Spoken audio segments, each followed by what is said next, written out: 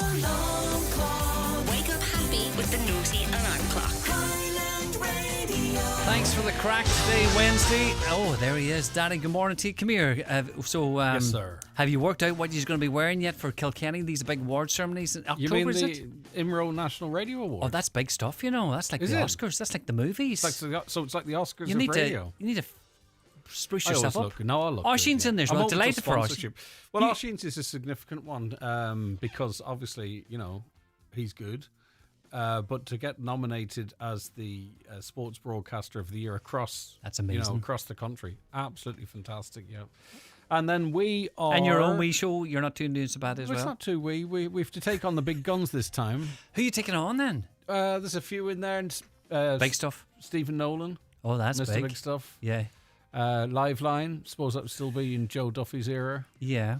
Big And stuff. then little old 9 till noon. Oh, the wee 9 to noons. Wee- The wee 9 to noons hanging in there, tucked in there with Caroline in the background. We Baldy Gregan with the big boys. Ah, sure, And smighty then crack. there was The a news whole, itself a whole as well. team of us. Well, it's not the news, it's the Oh election yeah, coverage that we that's did, so- right. But that was great coverage. But it's great, you know. Yeah, Good so for the we'll see. overall. It's nice to get. It's nice for us all, It's nice to get a wee pat in the Yeah. back now and again, isn't it? especially outside of your own space. Yeah. What know space what I are you in now at the minute? We're in our space. This Right. is our home, our family. Right. Now we're I thought getting a you- bit of recognition outside of it. I thought you were talking about outer space. God, that's loud, isn't it? Yeah, I'm really haven't since that week I took off. You're not I just really yourself. haven't got It's all right. into there. the Do you technical want to side stay a of wee bit things. after the program and help you along? No, You all right? I'm fine now. It's just that. All right, bit. okay. Yeah. We So, have- are you up for any awards? No, best dad. No. Longest running feature in radio? No, Secret Sound and torturing people. No, sorry. Do you know how they have the Oscars and then you have the raspberries or something like that? Yeah. I'll be an old raspberry or something like that. Do you I know? can't. I mean, what am I supposed to say? I mean, but people love it. You know, your listenership's through the roof. Yeah. Anyway, that's fine. Thanks to Mum for listening. Right, and 20,000 times. good luck. All right, then. Thanks very much, Lee Gooch. Back with you tomorrow morning at 6:30. It's approaching 2 minutes past 9. Let's get the headlines, and it's over to Donald Kavanagh. Thank you, Greg. Good morning. Letterkenny University Hospital is the worst performing facility in the country in terms of breast cancer patients starting their chemotherapy treatments within the recommended 8-week time frame. According to a report published today by the journal Investigates, the target was reached in 40% of cases in 2023, 20% of cases last year, and just 13% of cases between January and March this year. The hospital has told the journal Investigates that since March, improvements have brought that figure up to 40%. Maria Delaney is editor of the journal Investigates. She says delays can make the treatment less effective. These delays can result in a higher chance of cancer coming back. The survival outcomes can potentially be worse for people. So it's very important they're given on time. The issue is that the longer that these treatments are delayed, the less benefits that they have. Now, some hospitals are improving in this. Letterkenny University Hospital, which is 13% of people were seen on time in the first quarter of the year, and they have improved that, but their figures are still quite low in the second quarter of the year. A man in his 40s has been arrested on suspicion of the murder of an 84-year-old convicted sex offender in Newcastle, County Down. Sean Small had recently been released from prison. The pensioner's body was found outside his home on Stephenbrook Avenue late on Sunday night. He had last been seen alive the previous Tuesday. Police say they're keeping an open mind. One of West Donegal's best-known hotels has gone on the market with a guide price of just under €5 million. The Waterfront Hotel in Dunloe has 65 bedrooms, with agents Savills and TDL Horizons saying there are considerable growth opportunities. With more, here's Katie Gillen. In their prospectus, Savills say the Waterfront Hotel is a prime trading hotel overlooking Dunloe Bay, with 49 newly refurbished ensuite bedrooms and 16 spacious suites which will be completed under new ownership. They say the hotel benefits from very significant recent capital expenditure and offers growth potential with an opportunity to complete spa works. The waterfront's coastal location on the Wild Atlantic Way is highlighted, as is its Celtic heritage and proximity to Donegal Airport. With a guide price of €4.9 million, Savills say the sale of the waterfront represents a rare opportunity to acquire a successful trading hotel, which has clear scope for further development and future growth under new ownership. Round one offers for the CAO come out this afternoon. Offers of cottage places will be issued through the body's website at 2 o'clock. Almost 90,000 students applied for courses through the portal this year. That's the highest number ever. CAO spokesperson Eileen Callaghan says students will also be contacted directly. Applicants will also receive an email or maybe 2 emails if they receive an offer of their level 8 and their level 7/6 emails. So these offers issue in separate emails. The emails may issue slightly before 2 p.m, but applicants will be able to see whether they have received an offer when they log into their account from 2 p.m. Weather forecast unsettled today with sunny spells and frequent heavy showers merging into longer spells of thundery rain. Southwesterly winds strong at times along Atlantic coastal areas, mostly moderate to fresh inland. Top temperatures this afternoon 16 to 19. Not getting any better tonight with further scattered heavy showers, again merging to longer spells of thundery rain with local lightning and spot flooding, especially across western coastal areas. Lowest overnight temperatures 10 to 13 degrees Celsius. That's Highland Radio News. Back with news again at 10 o'clock.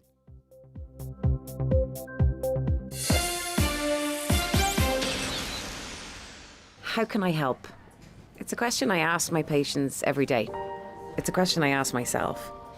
One thing I've learned is that I can help even more when I can easily connect with physios, paediatricians, specialists, Nurses. who are all working with me in a healthcare network that takes a wider view of your health. That's VHI, where healthcare connects. So let me rephrase the question. How can we help?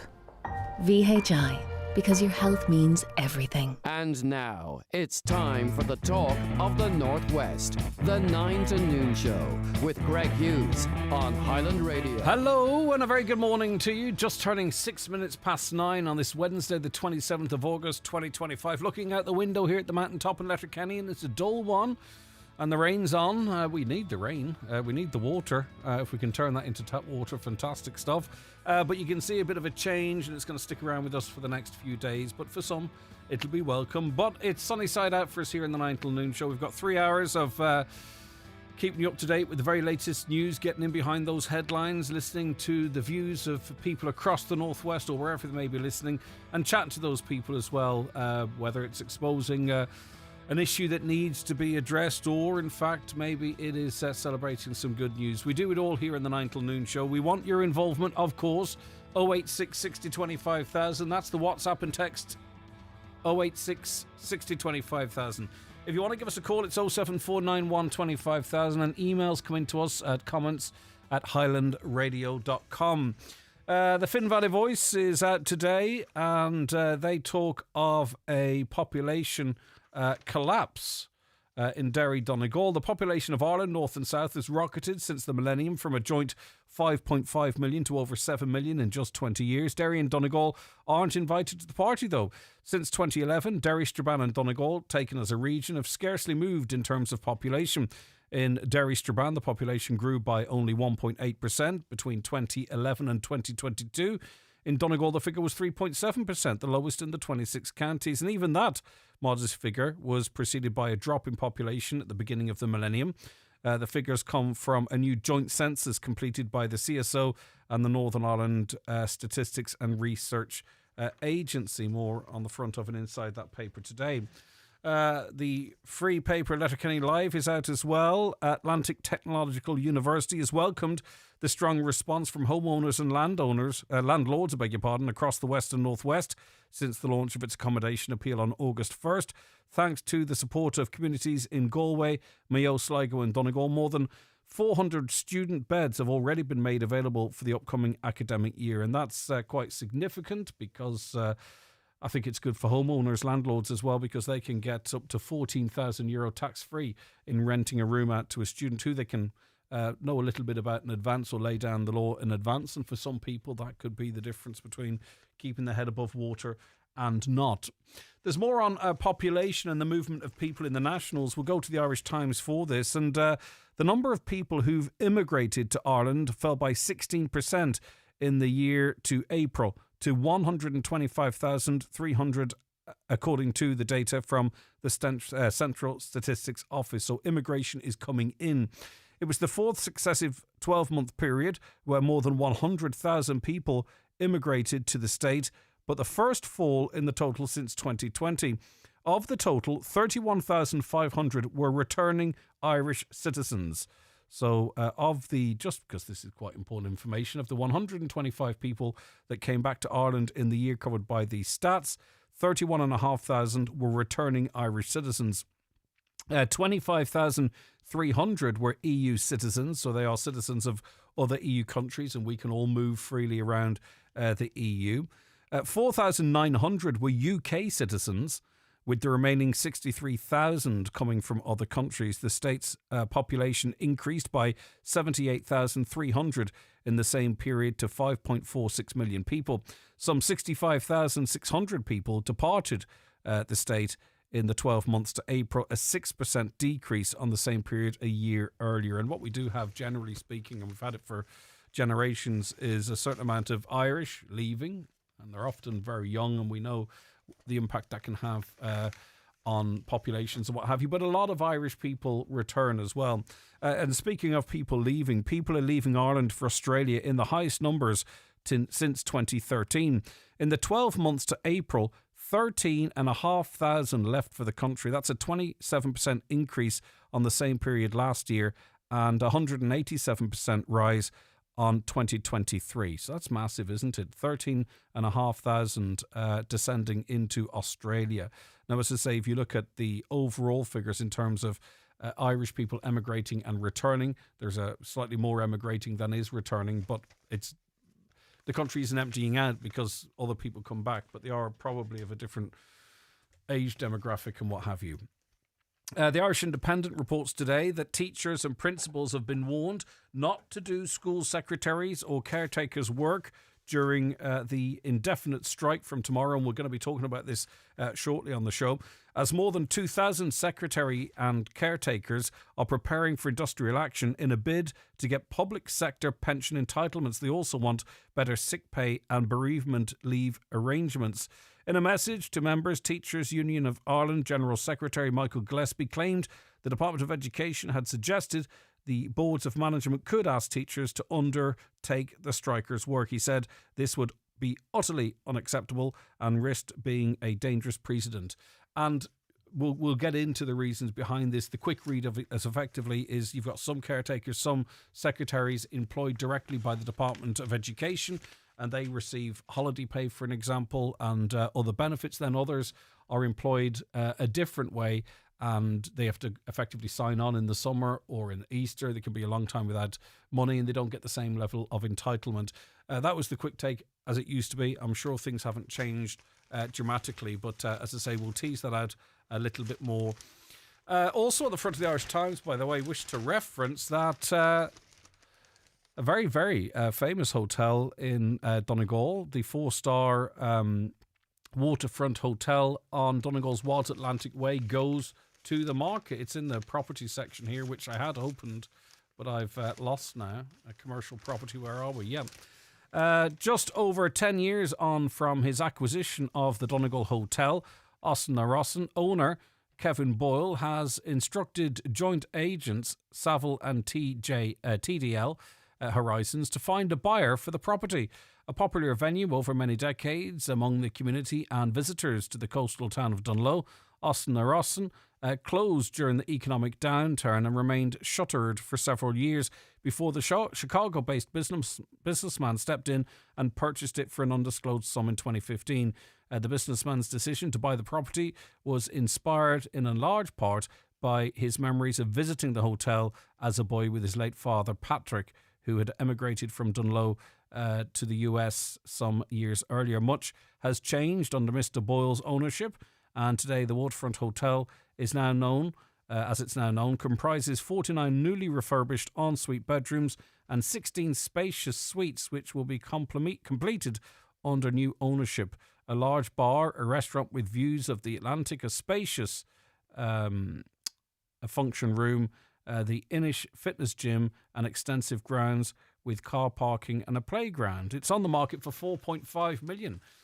So lovely if that changes hands. It's a lovely, lovely hotel, it has to be said. If I bought it, I don't have $4.5 million. There's a wee part of the bar that juts out. I think I would get rid of that. Other than that, it's perfect. The Irish Daily Mail Vigilante group is targeting iPass centre workers. This is the front page of a national newspaper. They say they're revealing this story. Of course, we talked about this a week or 2 weeks ago, rather controversially. Some thought we shouldn't. Others thought it important to have the conversation. But anyway, I'll read what they're writing, and these are the paper's words. A group calling themselves iPass Hunters are waging a campaign of harassment and intimidation against people working in the immigration sector, the Irish Daily Mail can reveal. The group is boasting about using heavy-handed tactics against iPass operators and their staff, as well as those working at construction sites, and have even advocated following people to their homes and carrying out protests there. The Vigilante-style group is not only targeting those who own the accommodation, but people employed by them, their spouses and their children. Personal details, including photos, names, addresses and pictures of their homes, have all been published online in an apparent intimidation tactic that's causing great distress to those being targeted, the Mail understands. Gardaí are aware of the emerging trend, which is the significant part of the story potentially. And it's understood they have been called to various locations, including Donegal, Monaghan, Laois and Dublin. The Department of Justice described the intimidation as totally unacceptable and has urged any victims to contact Gardaí, saying there is no place in society for vigilantism. So that's the Department of Justice, and they're encouraging victims, and the iPass hunters perhaps wouldn't see them as victims, to contact the Gardaí. Social media firms X and Meta, which own Facebook, have removed posts on foot of complaints, but those behind the sinister campaign, as it's described, soon start new pages under different names. So, as I say, that's a story we covered some time ago, hitting the national headlines right about now. Incredibly sad news recorded across the papers this morning, and this is the death of two young people. They died after attending a music festival at the weekend. Tipperary native Mia Keevan, 17, passed away in hospital after the Emerge Festival in Belfast's Boucher playing fields on Sunday. And young lad Trey Keenan, 24, became ill and died a few hours after attending the same festival. Two other people, a woman in her 80s and a teenaged boy, were also taken to hospital after falling ill at the fest, which took place over 2 days. In an update last night, the PSNI revealed an investigation is ongoing into Mia's death. It was also confirmed 7 arrests were made over the 2 days of the music event. And it's a joyous occasion, heading away to a music festival, especially if you're young, but not so young. It depends how young you are in yourself. And I know there are probably thousands heading down to Electric Picnic. I don't know the circumstances of these young people's deaths, but have an amazing, amazing time. But just be extra careful. You never know what's knocking about the place. Enoch Burke is back at school. He's back in the papers. Gender row teacher, as is described, Enoch Burke, was yesterday back at the school he was sacked from as he slammed the government for taking every penny of his. Burke could be facing another spell of imprisonment as he once again showed up to Wilson's Hospital School in Westmeath as the new term began after the summer holidays. He was dismissed because he and his religious beliefs prevented him from addressing a pupil as they. Well, that's not exactly why he was dismissed. He was dismissed over raising his concerns with management. The former German and history teacher returned to the school on Thursday as it reopened for incoming first-year students. Speaking to the Irish Daily Star outside the campus yesterday, Mr. Burke got emotional as he said, "This is where I should be today. Not only do I have to stand in the corridor and be stopped from teaching and doing my duty, but my salary is being stripped of me. I still get paid. I have it in my pocket here, my payslip. I'm still on the payroll. This is my salary. This is what I'm entitled to. Every penny of this is being diverted from my accounts because of the Attorney General Rossa Fanning of this government." So he turned up for school again, and he even brought a wee satchel with him and everything. And lastly, 1 in 4 women listening to this show may well be impacted by this. And it's in the Irish Daily Mirror. It's a long read. I can't read it all. But more and more Irish women are suffering from hair loss, a comprehensive new survey has revealed. 1 in 4 females here struggle with hair loss and don't know what to do about it. The Peter Mark online survey of 1,443 women aged 18 to 65 plus from July to August showed hair loss in women generally includes excessive shedding, thinning hair, bald patches and receding hairlines. Hair experts at Petermark say thinning hair or hair loss is a growing problem for Irish women, with more than a quarter worried about it and a fifth unhappy with their hair. So maybe that's something we can revisit. We cover that from time to time here, but it's very, for some, if not most, it's very distressing. So we have to make sure, I suppose, that we talk about things that could be helpful to people. Good morning, Greg and all the team. Can you give a shout out to little Lily Dunleavy, starting first day at school? Love from Granny Dolores. Have a lovely first day. More than happy to do that for you, Dolores. Now, we mentioned this on the show earlier. You may have heard the promos, but I think it's important to give it a read out. We are really, I suppose, asking you to support local businesses. For the most part, our local businesses are fantastic. They're there when we need them. They're often there when we need help with fundraisers. They employ our kids. They employ our mums and dads. You know, they are the lifeblood of a community, and they provide not only great products, but they also provide excellent service in most cases. And we have our annual Customer Service Awards open right now, where it's an opportunity for you to celebrate a business close to you. It doesn't matter if it employs 300 people, or it doesn't matter if it's a coffee duck with 2 people. They're all treated equal in this competition, and it's based on their customer service. And if you are a business as well, by the way, go onto our website, because we have some wee templates there, and invite people to vote for your business, because we can't presume that we reach everybody here, and it is time where we have to promote ourselves as well as wait for others to say, you know, whether they like what we're doing or not. So if you've got a favourite business anywhere in Donegal, from Bundoran to Malin and everywhere in between, and you feel that they are the go-to for exceptional customer service, well, it's time to recognise them now by nominating them in the Highland Radio Customer Services Awards. And we're running it this year in association with the excellent McElhenney Department Store. So if you want to nominate a business, go onto our website and you'll see it on the landing page there, highlandradio.com. Click in. There are a number of categories, and all businesses in the hospitality sector will be, not hospitality sector, sorry, but in the customer services sector will be in there. And if not, there's drop-down menus, so on and so forth. And nominate your favourite business. It only takes a couple of minutes, even less. Nominations close on Monday the 8th of September. We had over 70,000 interactions and votes last year, and we'd love to match and exceed that. So if there's a business local to you and you believe their customer service requires, needs, deserves recognition, and the last one's the most important, of course, get onto the website, highlandradio.com. And even, you know, getting onto the shortlist, as we know ourselves with the IMRO Radio Awards, even getting onto the shortlist is an amazing achievement in these awards. Such is the amazing customer services across so many businesses across our beautiful county. So check it out, highlandradio.com.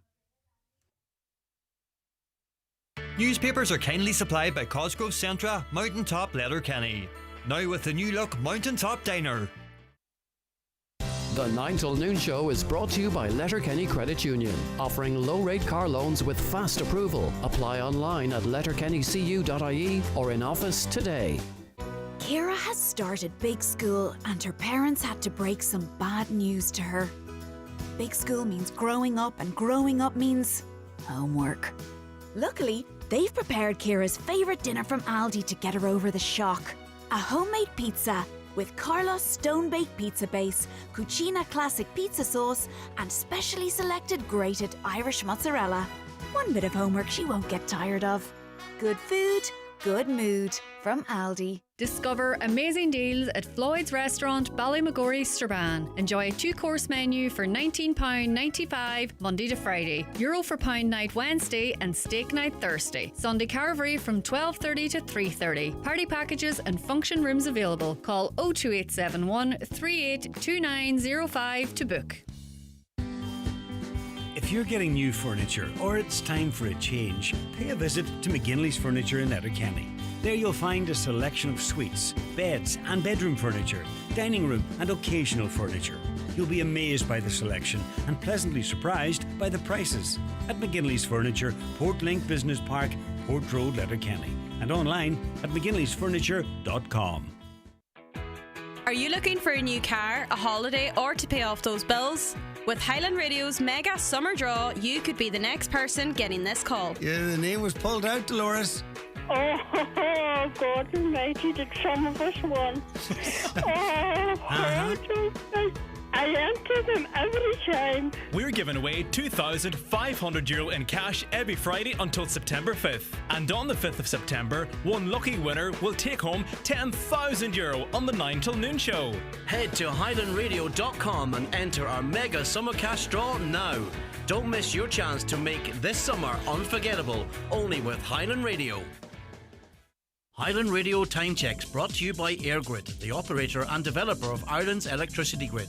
EirGrid, powering up communities, powering up Ireland. The time is? The time now is approaching 25 minutes past 9. Now we are talking about bus Éireann and school bus places, and we're going to hear stories. Sarah's story specifically, of course, in relation to that. We've already reached out to bus Éireann and are putting the pressure on in relation to this. We don't always wait till the listener comes on air, so hopefully we'll know what the crack is before too long. But Sarah, good morning to you. Thanks so much for joining me, and I'm sorry you're in this situation. Hi, Greg. How are you? I'm doing okay. Right, tell us the story, Sarah. Okay, so we are like many of people in Donegal and Inishowen. We are knocking our house down this year, hopefully, if we ever secure a contractor in a very difficult time. We were forced to move to temporary accommodation because we couldn't get a place to stay close to our home while the rebuild is happening. So we're about 17 kilometres away from where we live and where our children got a bus. Before you get on there, Sarah, I think that's actually quite an important thing. I think people who aren't affected by this often think that if someone has to move out of the home, they move into a house next door. But that's not the reality. You have to find a place, and in your case, it's 17 kilometres away, which is quite a distance and a huge upheaval. Sorry to interrupt on that, Sarah. I just think, that's quite a significant part of this DCB controversy that we don't often hear about. But obviously, as you were about to say, this is ramifications because you could be moving away from work, family, but we're focusing on school. Yeah. So the move has been really difficult for the kids because they have moved away from like 3 sets of cousins that lived on the doorstep that now they don't play with every day because they're not there, who they walk to the school bus with every morning. So it will be a big upheaval whenever they go back to school in September. But we applied for the school bus seats the same as we do every year in around March, and were refused the service from where we are, even though had we put in that we wanted our kids to go to Moville, to the Irish language school, or the national school, which is the local Protestant national school, they would have been able to get a place. But because our kids go to the local Catholic national school, and there is one in Greencastle, which is closer to us, they can't get a place. And the bus actually goes straight past our front door and goes straight to Moville.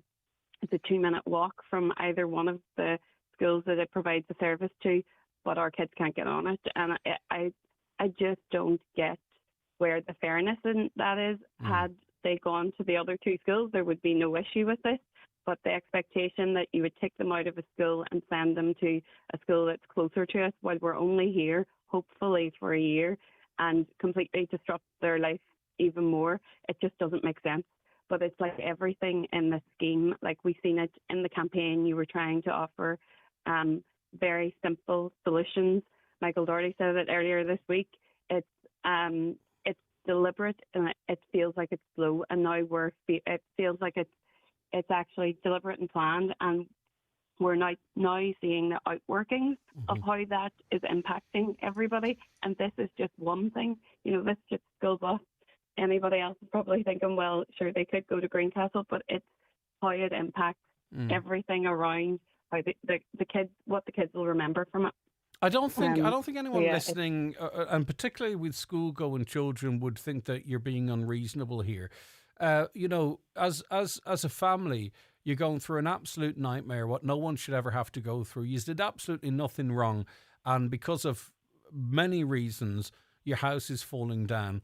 You've managed to secure a accommodation, and it's 17 kilometres away. This whilst hoping to progress to get back into your own house, but you've already sort of hinted at you're going through that process of trying to get a contractor and all that type of stuff and seeing how the numbers all add up, which in and of itself is stressful. And we try and insulate our children from that as much as possible. And one simple way in your situation would be for them to get on a bus that passes the front door to go to the school that they're familiar with, the friends that they're familiar with. It's not a big ask, and I don't think it's in any way unreasonable. And I'd be shocked, Sarah, if anyone thought that, this wouldn't be the right, logical and sensible thing to do for children particularly, but in a family in a very difficult situation. Yeah, you would think that, but I mean, I knew as soon as nothing came back as of this week that we hadn't secured seats for them, and I know that there have been a number of counsellors in touch with Bus Éireann. Bus Éireann have made an ask to the Department of Education to try and secure the accommodation or secure the seats on the bus, and there's been no response. And it was like this in the campaign. When we were doing anything and we were trying to get anything from the Department of Housing, you had to go on Highland Radio, make sound bites and then share it, instead of people just trying to help people have to shout and scream about it the whole time. So It's not easy at all. No, of course it's not. But listen, we're putting the pressure on Bus Éireann from our end. There's no logic to this. And, the school bus system has shown a great deal of flexibility in recent years. And I think this is not even flexibility. This is just common sense to give your kids a seat on a bus so that they can return to the school that hopefully they'll be living beside in a year, with a good tailwind and if everything goes your way. Right, leave it with us, Sarah. Yeah. I don't want to keep raking over it. You've made it very, very clear from the get-go. As I say, we're doing everything we can behind the scenes, and I hope Bus Éireann will come up trumps for us, but we shall see, because Monday is just around the corner. Mm-hmm. Thanks very much, Greg. Now leave it with us, Sarah. Best wishes to you, Charlie, and the family there. Hi, today is the first day back at school, says a listener, in Leaving Cert year. She has special transport due to a disability. No bus arrived to take her. Then we phoned the school transport and they don't have a clue what's going on, and we may or may not receive a call next week about it. Right, what's going on there? Also, I note some schools down the country were having funding issues with school meals. And I'm not sure if it's relevant up here, but I did note that some schools in other counties, I believe it were national schools, the school meal scheme is not operational from the get-go because of funding issues with the Department of Education. It might be very local to the particular area I'm referencing, but just curious out there as people are heading back to school, are there any issues in relation to school meals? Any other issues in relation to school transport as well? I hope in this case it's just a case of, maybe new tenders went out and, people are new to runs and it could be an oversight and everything will be resolved. I do hope that's the case in your case, but keep us updated. And if there's anything we can do in terms of trying to address that issue, we will try and do it. And as I say, on behalf of Sarah, we're also putting the pressure on Bus Éireann because it's Wednesday today. The kids start on Monday. Look, at the bus passes their house. Bus Éireann can get some good PR here. Get the kids on the bus, get them to the school, as I say, that hopefully they'll be back attending if they get their house rebuilt in the not too distant future. Fingers crossed. I hope I'm not naive, but I feel positive about a potential outcome to that one. 08660 25,000 is the WhatsApp and text number. Chemotherapy that can reduce the risk of breast cancer returning after surgery is not being given to many patients on time. And unfortunately, in Donegal at Letterkenny University Hospital, the figures are poor.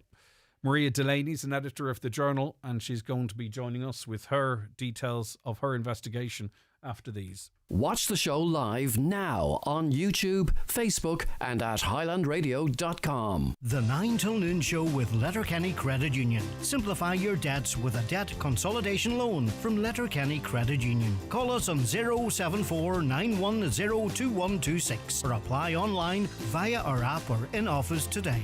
If you're aged 59 to 70, we will invite you for a free HSE bowel screening home test. Screening can help find signs of bowel cancer early, before any symptoms show, making it easier to treat.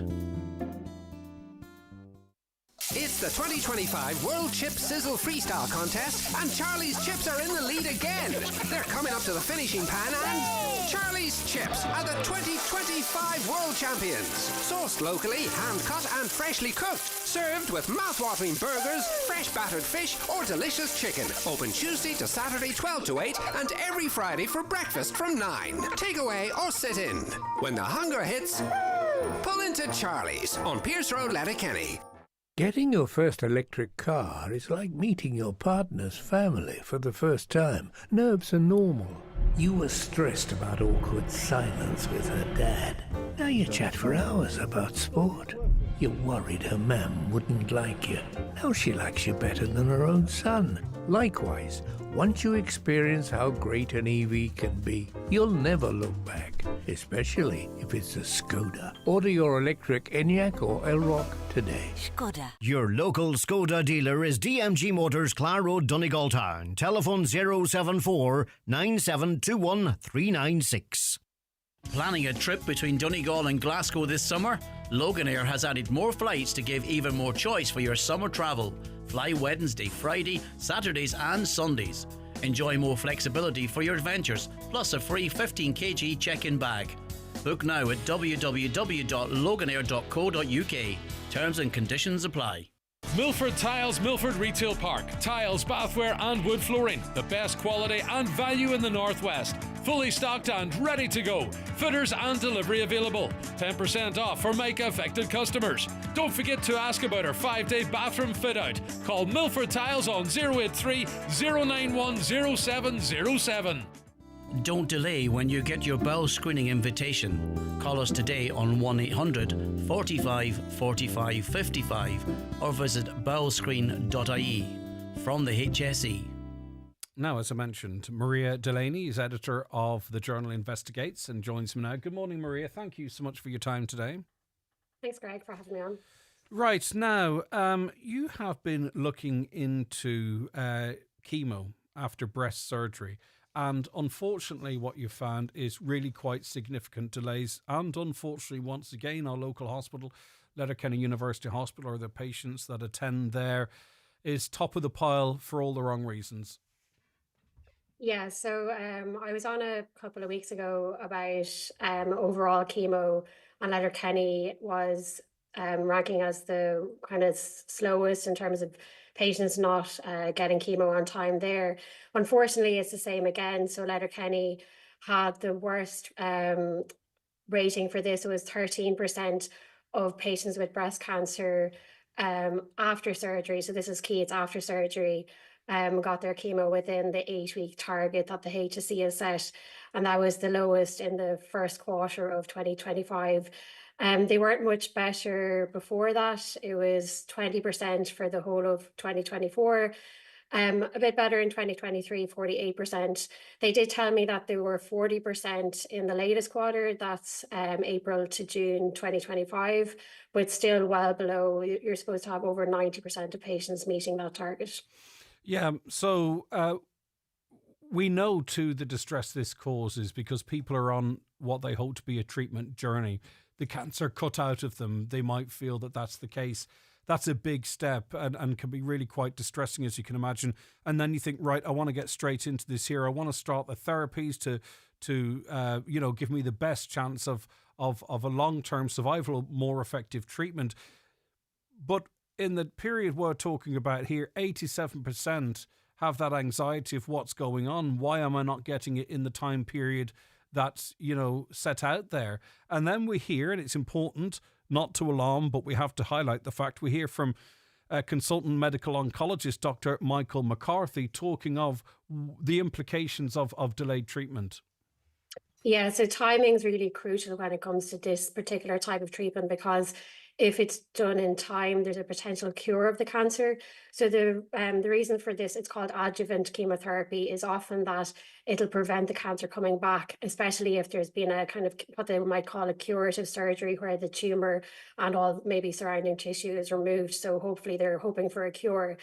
Now, the issue is, like, oncologist Dr. Michael McCarthy told me that if there are delays, there's a higher chance of the cancer coming back, and it can result in worse survival outcomes. And the potential benefits reduce over time. So, for example, if the adjuvant therapy is delayed by around 12 weeks after surgery, he said there's probably no benefit to it, yet you will get the side effects. So I think that is the issue there, that timing is really crucial when it comes to post-surgery chemotherapy. Some other types of chemotherapy or immunotherapy might be used to kind of stem the cancer or stop it progressing. But this particular one can actually be curative. So you're hoping for a very successful outcome. And if it's not done on time, those benefits can be reduced. Yeah, just to quote him directly, in general, across all cancer types, if you don't get around to starting adjuvant therapy within certainly 12 weeks of having your surgery, there's probably no benefit to the therapy, but you would still obviously have the impacts of that therapy. I mean, that is... it's worrying, isn't it? It's worrying. Yeah. Is there any explanation? Sorry, go ahead, please. No, I was just going to say, like, it's especially worrying. Like, I'm actually based up here in Donegal myself. I'm near Dunlow, so it's an hour to the hospital as it is in Letterkenny.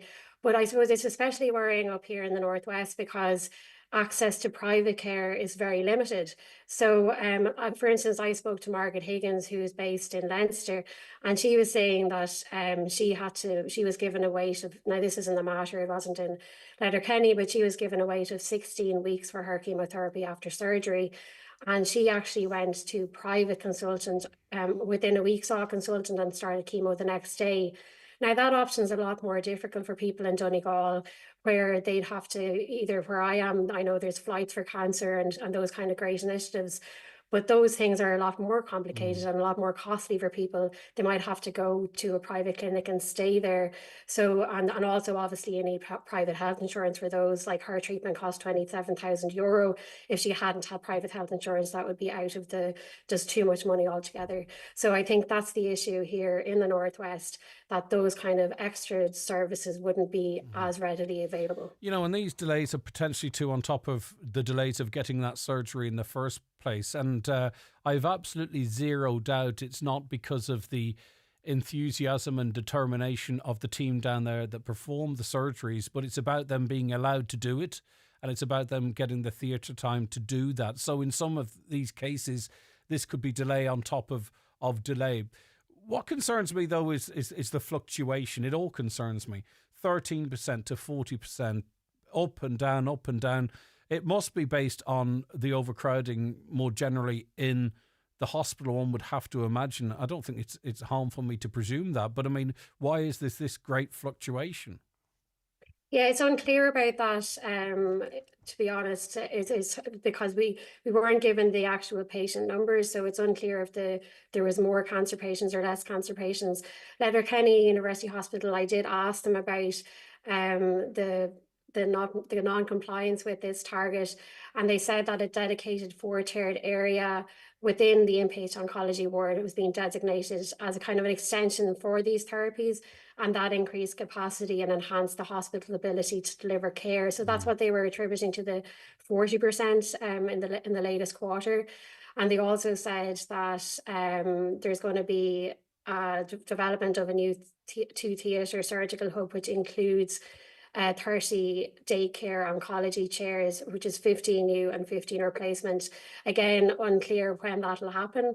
But it is actually, the one thing that is encouraging at this point is we are talking now about the surgery hub. Obviously, with the Minister for Health confirming that there was a great deal of controversy on that. So at least there is something that we can keep pushing towards. But you're quite right, we don't have a timeline on that yet. And also to 40%, from 13 to 40%, wow, okay, it's tripled. That's still 6 out of 10 women who aren't receiving their treatment when they should receive it, with that 12 weeks whereby, according to that professional you spoke to, beyond that, the treatment perhaps becomes ineffectual. So, you know what I mean? It's still 6 out of 10 women that are already distressed. Their families are distressed. And I think sometimes we don't, maybe we all know, I say some, but maybe we all know how distressful this is for people around cancer sufferers as well. It's not the individual, it's so many people Yeah, around them. and I've spoken to people with cancer, and they said, like, especially Margaret Higgins, who I mentioned earlier, she said the anxiety was crippling, not only for her, but her family. She had been told that if she gets, that she needed chemo within a certain time to increase her survival. So, and most people with cancer they'd be very upfront about this, because surgeons or oncologists do want people to get this, but obviously it's the capacity there that isn't there for them. So patients are aware that their survival is potentially decreasing the more weeks they wait. I suppose one of the big issues here seems to be around funding and the ability of hospitals to allocate extra staff for themselves or fund things. And Dr. Michael McCarthy, who spoke about earlier, he said that he's been seeing bad KPIs for years, but there isn't any direct link between KPIs and resource allocation or funding allocation, and that hospitals are kind of stranglehold in some cases by the HSC, and they might say, well, we're really struggling in this area, but the HSC might say back, well, do what you can, there's no extra funding. So I think that's a big issue. Like the National Cancer Care Control Programme said that hospitals are expected to proactively monitor their performance and escalate concerns and implement appropriate local mitigation strategies. But the issue is that hospitals are kind of maximising their efficiency in terms of there's always bums on these daycare seats. If someone cancels, they ring someone immediately straight away to fill them back in. So there's only so much that the hospital staff, and you know yourself, like staff in Letterkenny University Hospital are working at absolutely maximum capacity. So there's only so much they can do without that investment. Yeah, I know, but when you hear of, sorry, this is just a separate point, you know, the delays, the targets and breast check not being met, which is how we get people into this process. Then we hear of around the country, surgeons, you know, fighting to get patients onto the operating table. There are delays there, and restriction as to when people who want to work can work. And you hear these stories all over the place. And then the treatment delays as well, and it's delay after delay after delay, unfortunately. Maria, listen, great work as always. Thank you very much for coming on and explaining that to us. And, you know, we talked of these 4 chairs that they've been fighting for years. It's crazy. It's 4 chairs, right? But planning and all this kind of stuff, and it had to go higher up the HSE chain to make space for these chairs. Crazy stuff. We had Rosina Toner and others campaigning hard in relation to that. But other than the surgical hub, which we do hope does come to fruition, the hospital in the statement to you, I know you were reading some of that and I ignorantly cut across you, they're not really offering any solutions between now and the surgical hub other than flagging these extra chairs, or did I miss something in that statement? No, I'll just double check it here, but no, the main thing was the dedicated 4-chaired area that is now helping with the current cancer care. Yeah, they didn't say anything, any kind of transition between those extra 50 new. So yeah, it's unclear when there will be kind of, I suppose, appropriate capacity for these treatments. And if people, like, it's not only women, I know in this particular case, it's women with breast cancer, but also, as we know, it's affecting all different types of cancer when they're waiting for these type of treatments. Yeah, for sure. Thanks so very much indeed. I do appreciate your time. That is Maria Delaney, who's editor of the Journal Investigates. The journal.ie, of course, is an online platform, and you can check that article out in full there.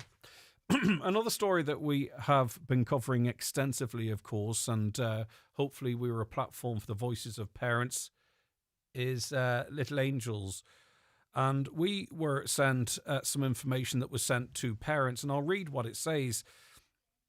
Dear parents, we've been given the keys of the new school and we've begun the process of moving. There is still considerable work to be done on the current site to make it safe for the pupils to return, and there is considerable work to be done to get us into the new school. We're awaiting confirmation from school governance in relation to a delayed start back. As soon as we have further information, we'll be in touch.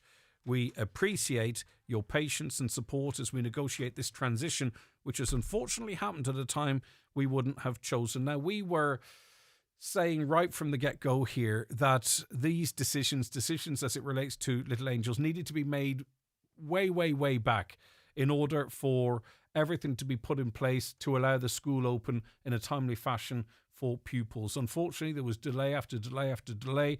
A solution was eventually found, it would seem, but now we have a situation that there's a delay for students in returning to school. That's my reading of it.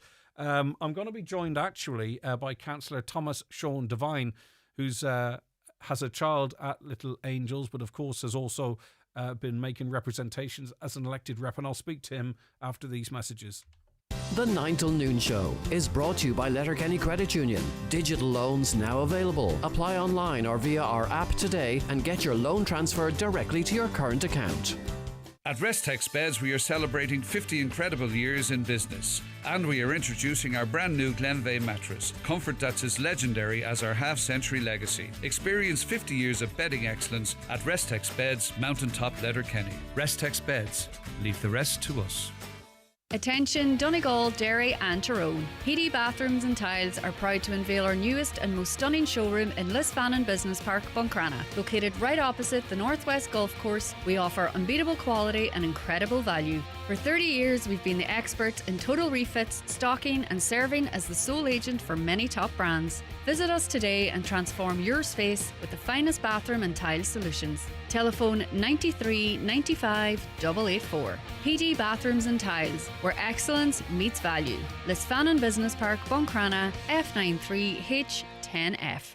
Join us for Alzheimer's Memory Walk, supported by Aviva, taking place on Sunday, September the 21st. Let's walk together for the 64,000 people living with dementia across Ireland. Register now for your pack and find a walk near you at memorywalk.ie or call 01 207 3800. Together we walk, together we remember. Luxury living begins at the heart of your home, your fireplace. At Sprat Fireplaces, Newmills, Letterkenny, we offer statement fireplaces, bespoke surrounds, and a wide range of stoves, including gas, wood burning, pellet, and bioethanol models. No chimney? No problem. We'll help you choose and install the perfect solution. Stylish, efficient, and tailored to your home. Call 074 91 24144 or visit spratfireplaces.ie. Sprat Fireplaces, bringing comfort and style home. From home and car to farm, commercial and public liability, at Hickey Clark and Langan, they've got you covered for insurance. They shop around all the leading insurers to make sure you get a great deal. If you're looking for a competitive quote, it's easier than you think. Call 91 26688 or call into the office at Ballymacool, Letterkenny. Hickey Clark and Langan, the local name you can trust, is regulated by the Central Bank of Ireland. Highland Radio weather updates with McElhinney's. Get back to school sorted with all the essentials from school jumpers to shoes. Visit our kidswear department in store or shop online at mcelhinneys.com today. Okay, so let's have a quick look at that weather. Wednesday, unsettled day with sunny spells and frequent showers. Temperatures 16 to 19 degrees. So back on April the 11th, it was announced that Little Angel Schools in Letterkenny, a resolution to capacity issues at the school has been found. 10 pupils, you might remember, were told that they wouldn't have a place at the new state-of-the-art school building come September as it was too small. But at that time, Junior Minister with responsibility for special education and inclusion, Michael Moynihan, confirmed that following intensive engagement and in agreement with the HSE, 4 modular classrooms from the current site will be used to accommodate all pupils. Now, news of capacity issues broke way back in February, and at that time it was being made very clear that a decision needed to be made on this pronto to ensure that the school could open on time, but it took until April, and then the wheels began to move ever more slowly. And parents now are somewhat in the dark. Councillor Thomas Sean Devine is one of those parents, also obviously a local elected rep. So I presume you received this circular from the school. What does it mean? Greg, good morning, and morning to your listeners. Yes, we received that message yesterday from the school regarding about the opening on Monday, and it could be a delayed opening. You know, something not good enough. Greg, 5 days out from school opening, they received that message. That school has laid dormant all summer, the new school. I've been at it several times over the last couple of weeks, and the old school, they get in contact to see what was happening, because none of us has been informed through the school. Our child's teacher's going to be in September, and what, you know, every other year we usually know if it's the same teacher, if they're moving class to a different teacher, whatever. But this year it's been nothing. There's no communication, Greg, with any of the parents. I've been speaking to teachers yesterday, SNAs in the school. They're even in limbo what's happening for Monday, and this is not good enough. The buses, everybody's the same. Greg, So there's no school communication. Monday, and you don't know when the children will be back at school. Yeah, that go with this message, Greg, that we're expecting another message about a delayed opening. I think you've read it out there, Greg, just before your wee break there. And that was the message we received, and it was, it could be a delayed opening. Well, let me just read that again.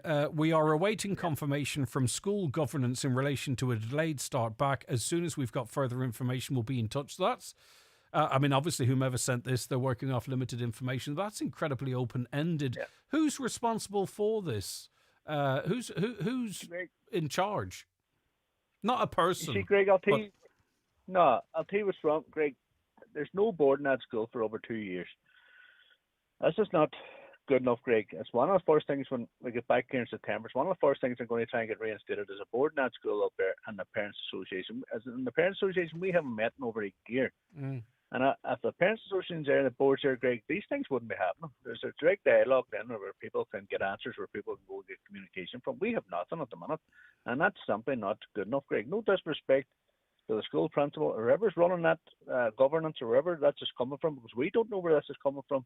I've contacted Charlie Ward's office yesterday to try and get in touch with the department to see what's happening here, and with them response back, I've just been in touch with Charlie just before I come on air to see if there's a response has come back. Nobody knows, Greg, and that's governance. We don't know where. But this has been running for a bit. So we are now towards the end of August. Okay, Leonard Watson, who's another parent representative, he talked of, and this was way back in June. He talked about concerns that the school might not open in September. Let's have a quick listen. At the end of the day, when there's ever extra staff being brought into a school, it is good news. We have to be grateful, but I still think the big story is the school's still not open yet. I met with Minister McConnell last week, and he guarantees the school will be open in September, but this school should have been open a couple of months ago too. So it's frustrating that way for parents, and that we were told maybe in February our children would be going up, and it's now June and no child has been in the school. So I say it is good news, but there's still a lot of work to do, even around. There's 3 or 4 therapist posts that haven't been filled yet, so it's things like this here, like even actually a functioning board in the school. We haven't had a functioning board in 2 years. I think a functioning board would actually maybe move these things on quicker. So the reason I wanted to play that interview is because it talks to the fact that parents knew back in June, even though they'd received a commitment from Charlie McConnell that the school would be open in September, they knew, and Leonard knew quite rightly what the problems were. And even though that was at a time where 2 new additional teaching posts had been created, he knew at that time that, hold on a second, September could be a problem. It shouldn't be down to the teacher, the parents, Thomas. No. Leonard's 110% correct in what he's saying there, and this has been relayed probably long before even June. The problems that's created, like that school has long over delayed from being finished or whatever, or works can carry it out. That's been long delayed. We've known, Greg, over 2 years ago that the school was too small. We've actually asked if the Parents Association could be pushed in to get the extension built whenever the school's been built, instead of doing it whenever pupils is in the school, then further down along the line. There's a teacher had left there. That post wasn't refilled. Now the post is filled. Now we need more SNAs, which has apparently only been advertised for last week. The delays, Greg, is far too long. Yeah, all right. And okay. Leonard rightfully says it. Yeah, go ahead. And if Leonard rightfully says there's no functioning board up there. And if a functioning board, Greg, I think a lot of these issues we wouldn't be talking about today. All right, Thomas, listen, thanks very much for your time. I must break for the news. Obviously, this is a story we're going to stay very much on top of and try and force answers for parents. They simply don't know what the story is. They don't know when that school will open. And as I say, these concerns are well flagged. The 9 till noon show is brought to you by Letterkenny Credit Union, with monster loans available up to €60,000 for all occasions. Visit letterkennycu.ie. Have you received a CAO offer from Atlantic Technological University? Or are you thinking about applying for an available place? Come along to our CAO Available Places and Offers Information Day on Friday 29th of August from 11am to 2pm on the Letterkenny, Galway City and Sligo campuses. Discuss your offer from any campus. Find out about CAO Available Places and explore the accommodation options. Prospective students, parents and guardians are all welcome. Friday the 29th of August from 11am to 2pm. Find out more. atu.ie/open days. ATU. Your future is here. All you need to make your house a home at Patterson's The Hall, Lifford. From garden furniture to kitchens, sofas and dining sets, all under one roof. Need a new mattress? Why not visit our sleep centre on the first floor? With a large range of quality beds and mattresses in stock and ready for collection or delivery. Relax in our coffee shop serving hot lunches daily. Open Monday to Saturday, 9am to 5:30pm. Patterson's Kitchens and Interiors, The Hall, Lifford. The acclaimed play Three Hail Marys on Grainon Letterkenny, Friday, September 5th and Saturday 6th. See on grainon.com. Selling fast. The Easy Living Furniture mid-season sale ends this Sunday. Enjoy massive savings in store and online with hundreds of special offers across all of our departments, including sofas, dining, bedroom, mattresses, home accessories and more. Your dream home starts here. Quality furniture at prices made for you. The mid-season sale ends this Sunday at Easy Living Furniture, Crescent Link Retail Park, Derry, Londonderry. McGowan Hearing, your audiologist experts, now in Letterkenny, Buncrana and Carndonna. Book your free hearing aid consultation in our clinic or your home across the northwest and beyond with Dara McGowan on 07191 00208. The Highland Radio Customer Service Awards with Michael Hinney's department store are back. We're honouring the businesses that put customers first, and we want to hear from you. Whether it's your favourite shop, restaurant or service provider, now's the time to give them the recognition they deserve. But hurry, nominations close Monday 8th of September. Don't miss out. The award night takes place on Sunday 5th of October. Nominate now at highlandradio.com. Live, on air, online and on the Highland Radio app. This is Highland Radio News. Good morning, it's just gone 10 o'clock. Donald Kavanagh at the news desk. Talks are to take place at the Workplace Relations Commission aimed at resolving a dispute involving school secretaries and caretakers. It's part of a row over pension entitlements. Members of the Forsyth Trade Union are set to strike tomorrow in relation to the issue, with over 115 members across almost 90 schools in Donegal set to take part. It's understood only a concrete offer from the government over pensions would result in the union calling off the strike. Letterkenny University Hospital is the worst performing facility in the country in terms of breast cancer patients starting their chemotherapy treatments within the recommended 8 weeks time frame.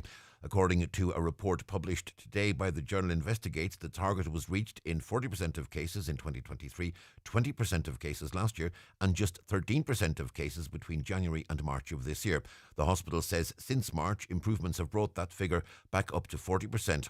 Maria Delaney is editor of the journal Investigates. She says delays can make the treatments less effective. These delays can result in a higher chance of cancer coming back. The survival outcomes can potentially be worse for people. So it's very important they're given on time. The issue is that the longer that these treatments are delayed, the less benefits that they have. Now, some hospitals are improving in this. Letterkenny University Hospital, which is 13% of people were seen on time in the first quarter of the year, and they have improved that, but their figures are still quite low in the second quarter of the year. A man in his 40s has been arrested on suspicion of the murder of an 84-year-old convicted sex offender in Newcastle, County Down. Sean Small had recently been released from prison. The pensioner's body was found outside his home on Schlievdenbrock Avenue late on Sunday night. He was last seen alive the previous Tuesday. Police say they're keeping an open mind. One of West Donegal's best-known hotels has gone on the market with a guide price of just under €5 million. The Waterfront Hotel in Dunloe has 65 bedrooms. Agents Savills and TDL Horizons say there are considerable growth opportunities. With more, here's Katie Gillen. In their prospectus, Savills say the Waterfront Hotel is a prime trading hotel overlooking Dunloe Bay, with 49 newly refurbished ensuite bedrooms and 16 spacious suites which will be completed under new ownership. They say the hotel benefits from very significant recent capital expenditure and offers growth potential with an opportunity to complete spa works. The waterfront's coastal location on the Wild Atlantic Way is highlighted, as is its Celtic heritage and proximity to Donegal Airport. With a guide price of €4.9 million, Saville say the sale of the waterfront represents a rare opportunity to acquire a successful trading hotel, which has clear scope for further development and future growth under new ownership. Round 1 CAO offers will be published on the body's website at 2 o'clock this afternoon. Almost 90,000 students applied for courses through the portal this year. It's the highest number ever. CAO spokesperson Eileen Kellehan says students will be contacted directly. Applicants will also receive an email or maybe 2 emails if they receive an offer of their Level 8 and their Level 7/6 emails. So these offers issue in separate emails. The emails may issue slightly before 2 p.m, but applicants will be able to see whether they have received an offer when they log into their account from 2 p.m. Ishka Aaron says main repair works may cause supply disruptions in the vicinity of Buncrana today, particularly Tirmacool Road and surrounding areas. Those works just getting underway. They're set to last until midday. And Buncrana Children's Charity has published figures this week showing that so far this year, the initiative has helped 26 children and their families, providing over €7,640 in direct support since January.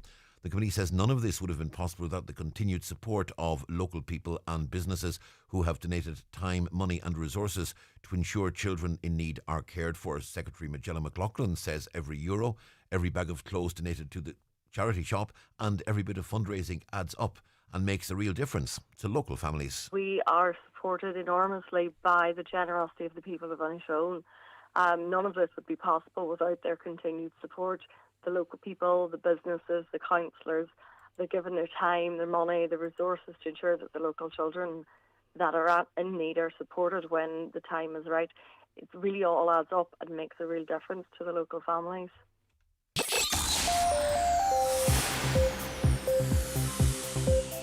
Weather forecast unsettled with sunny spells and frequent heavy showers merging into some longer spells of thundery rain. Southwesterly winds will be strong at times along Atlantic coastal areas today, mostly moderate to fresh inland. Highest temperatures today 16 to 19 degrees Celsius. Tonight, further scattered heavy showers, again merging to longer spells of thundery rain. Local lightning and spot flooding, particularly across western coastal areas. Top temperatures of 10 to 13 degrees Celsius tonight. And that's Highland Radio News. Back with news headlines at 11 o'clock. In the interim, check all the day's news on our website, highlandradio.com. But for now, from the news team, good morning. The obituary notices this Wednesday morning, August 27th. The death has occurred in Croydon, London, of Kathleen McHugh nee Matthewson, formerly of Killahy Rafone, reposing at her residence in Kiltown, Killygorton from 6 p.m. to 9 p.m. this evening, and again tomorrow from 1 p.m. until 9 p.m. Funeral from there on Friday morning at 10:30 for Requiem Mass in St Patrick's Church, Crossroads, Killygorton at 11 o'clock, followed by interment in the adjoining churchyard. Family time, please, on the morning of the funeral. The Requiem Mass can be viewed live on the Killygorton Parish YouTube channel. The death has taken place of Sarah Jane Jean Keatley nee Hamilton, late of 16 Lahal Road, Killen, Castlederg. Jean's remains will leave Armstrong's Funeral Home, Enterprise Centre, Castlederg, this morning at 11 o'clock. Everyone's welcome to call at her late home today from 11:30 until 9 p.m. and tomorrow from 10 a.m. until 9 p.m. Service of Thanksgiving for the life of Jean will be held at her late home on Friday afternoon at 1 o'clock, followed by committal in St Bestia's Church graveyard. Family flowers only, please. Donations in lieu, if desired, to St Bestia's Church Bright and Beautiful Restoration Fund, made payable to Robert Armstrong and Son Funeral Directors, Enterprise Centre, 1 Drumquin Road, Castlederg. The death has occurred of Mary Gillespie nee Gallagher, Lettermack Award and Carrick, reposing at Shovelin's Funeral Home, Sandfield, Ardra, today from 12 p.m. until 7 p.m, with removal via Kellybegs to St Columba's Church, Carrick, arriving for 8:30 to repose overnight. Funeral Mass tomorrow morning at 11 o'clock, with burial afterwards in the adjoining cemetery. Family flowers only. Donations, if desired, to the Donegal Community Hospital. The death has occurred of Martin McCallion, Lisnakelly, Buncrana. Martin's remains are reposing at his home. Removal from there tomorrow morning at 10:15 to St Mary's Church, Cockhill, for Requiem Mass at 11 o'clock, followed by interment in the adjoining graveyard. Requiem Mass can be viewed on churchservices.tv. Family time please from 10 o'clock tonight, and private to family and friends only please before the funeral tomorrow. Family flowers only, donations in lieu if desired, to ICU at Letterkenny University Hospital, care of any family member or Sean Murphy Funeral Director.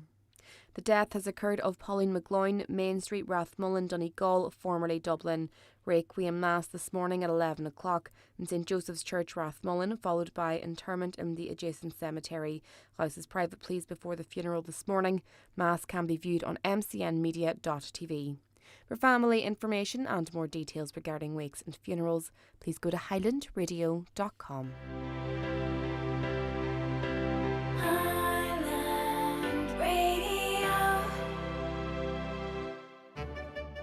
Going back to school means getting back to easy breakfasts with Mace. Pop into your local Mace store and pick up a 24-pack of Weetabix for just €2.50. That's 24 Weetabix for just €2.50. Give your mornings a little get up and go with another great offer from Mace. Mace, going the extra smile. Offer available 27th to 31st of August while stocks last in participating stores. Text or WhatsApp your view to Greg on 086 60 25,000. Okay, you're very welcome into the second hour of the 9 till noon show. A caller says, because of the staff and my surgery and treatment in Letterkenny University Hospital, I'll be 20 years cancer-free next year. My brother's having cancer treatment at the moment and is receiving timely, excellent treatment and care there. Well done, and thank you to the oncology staff.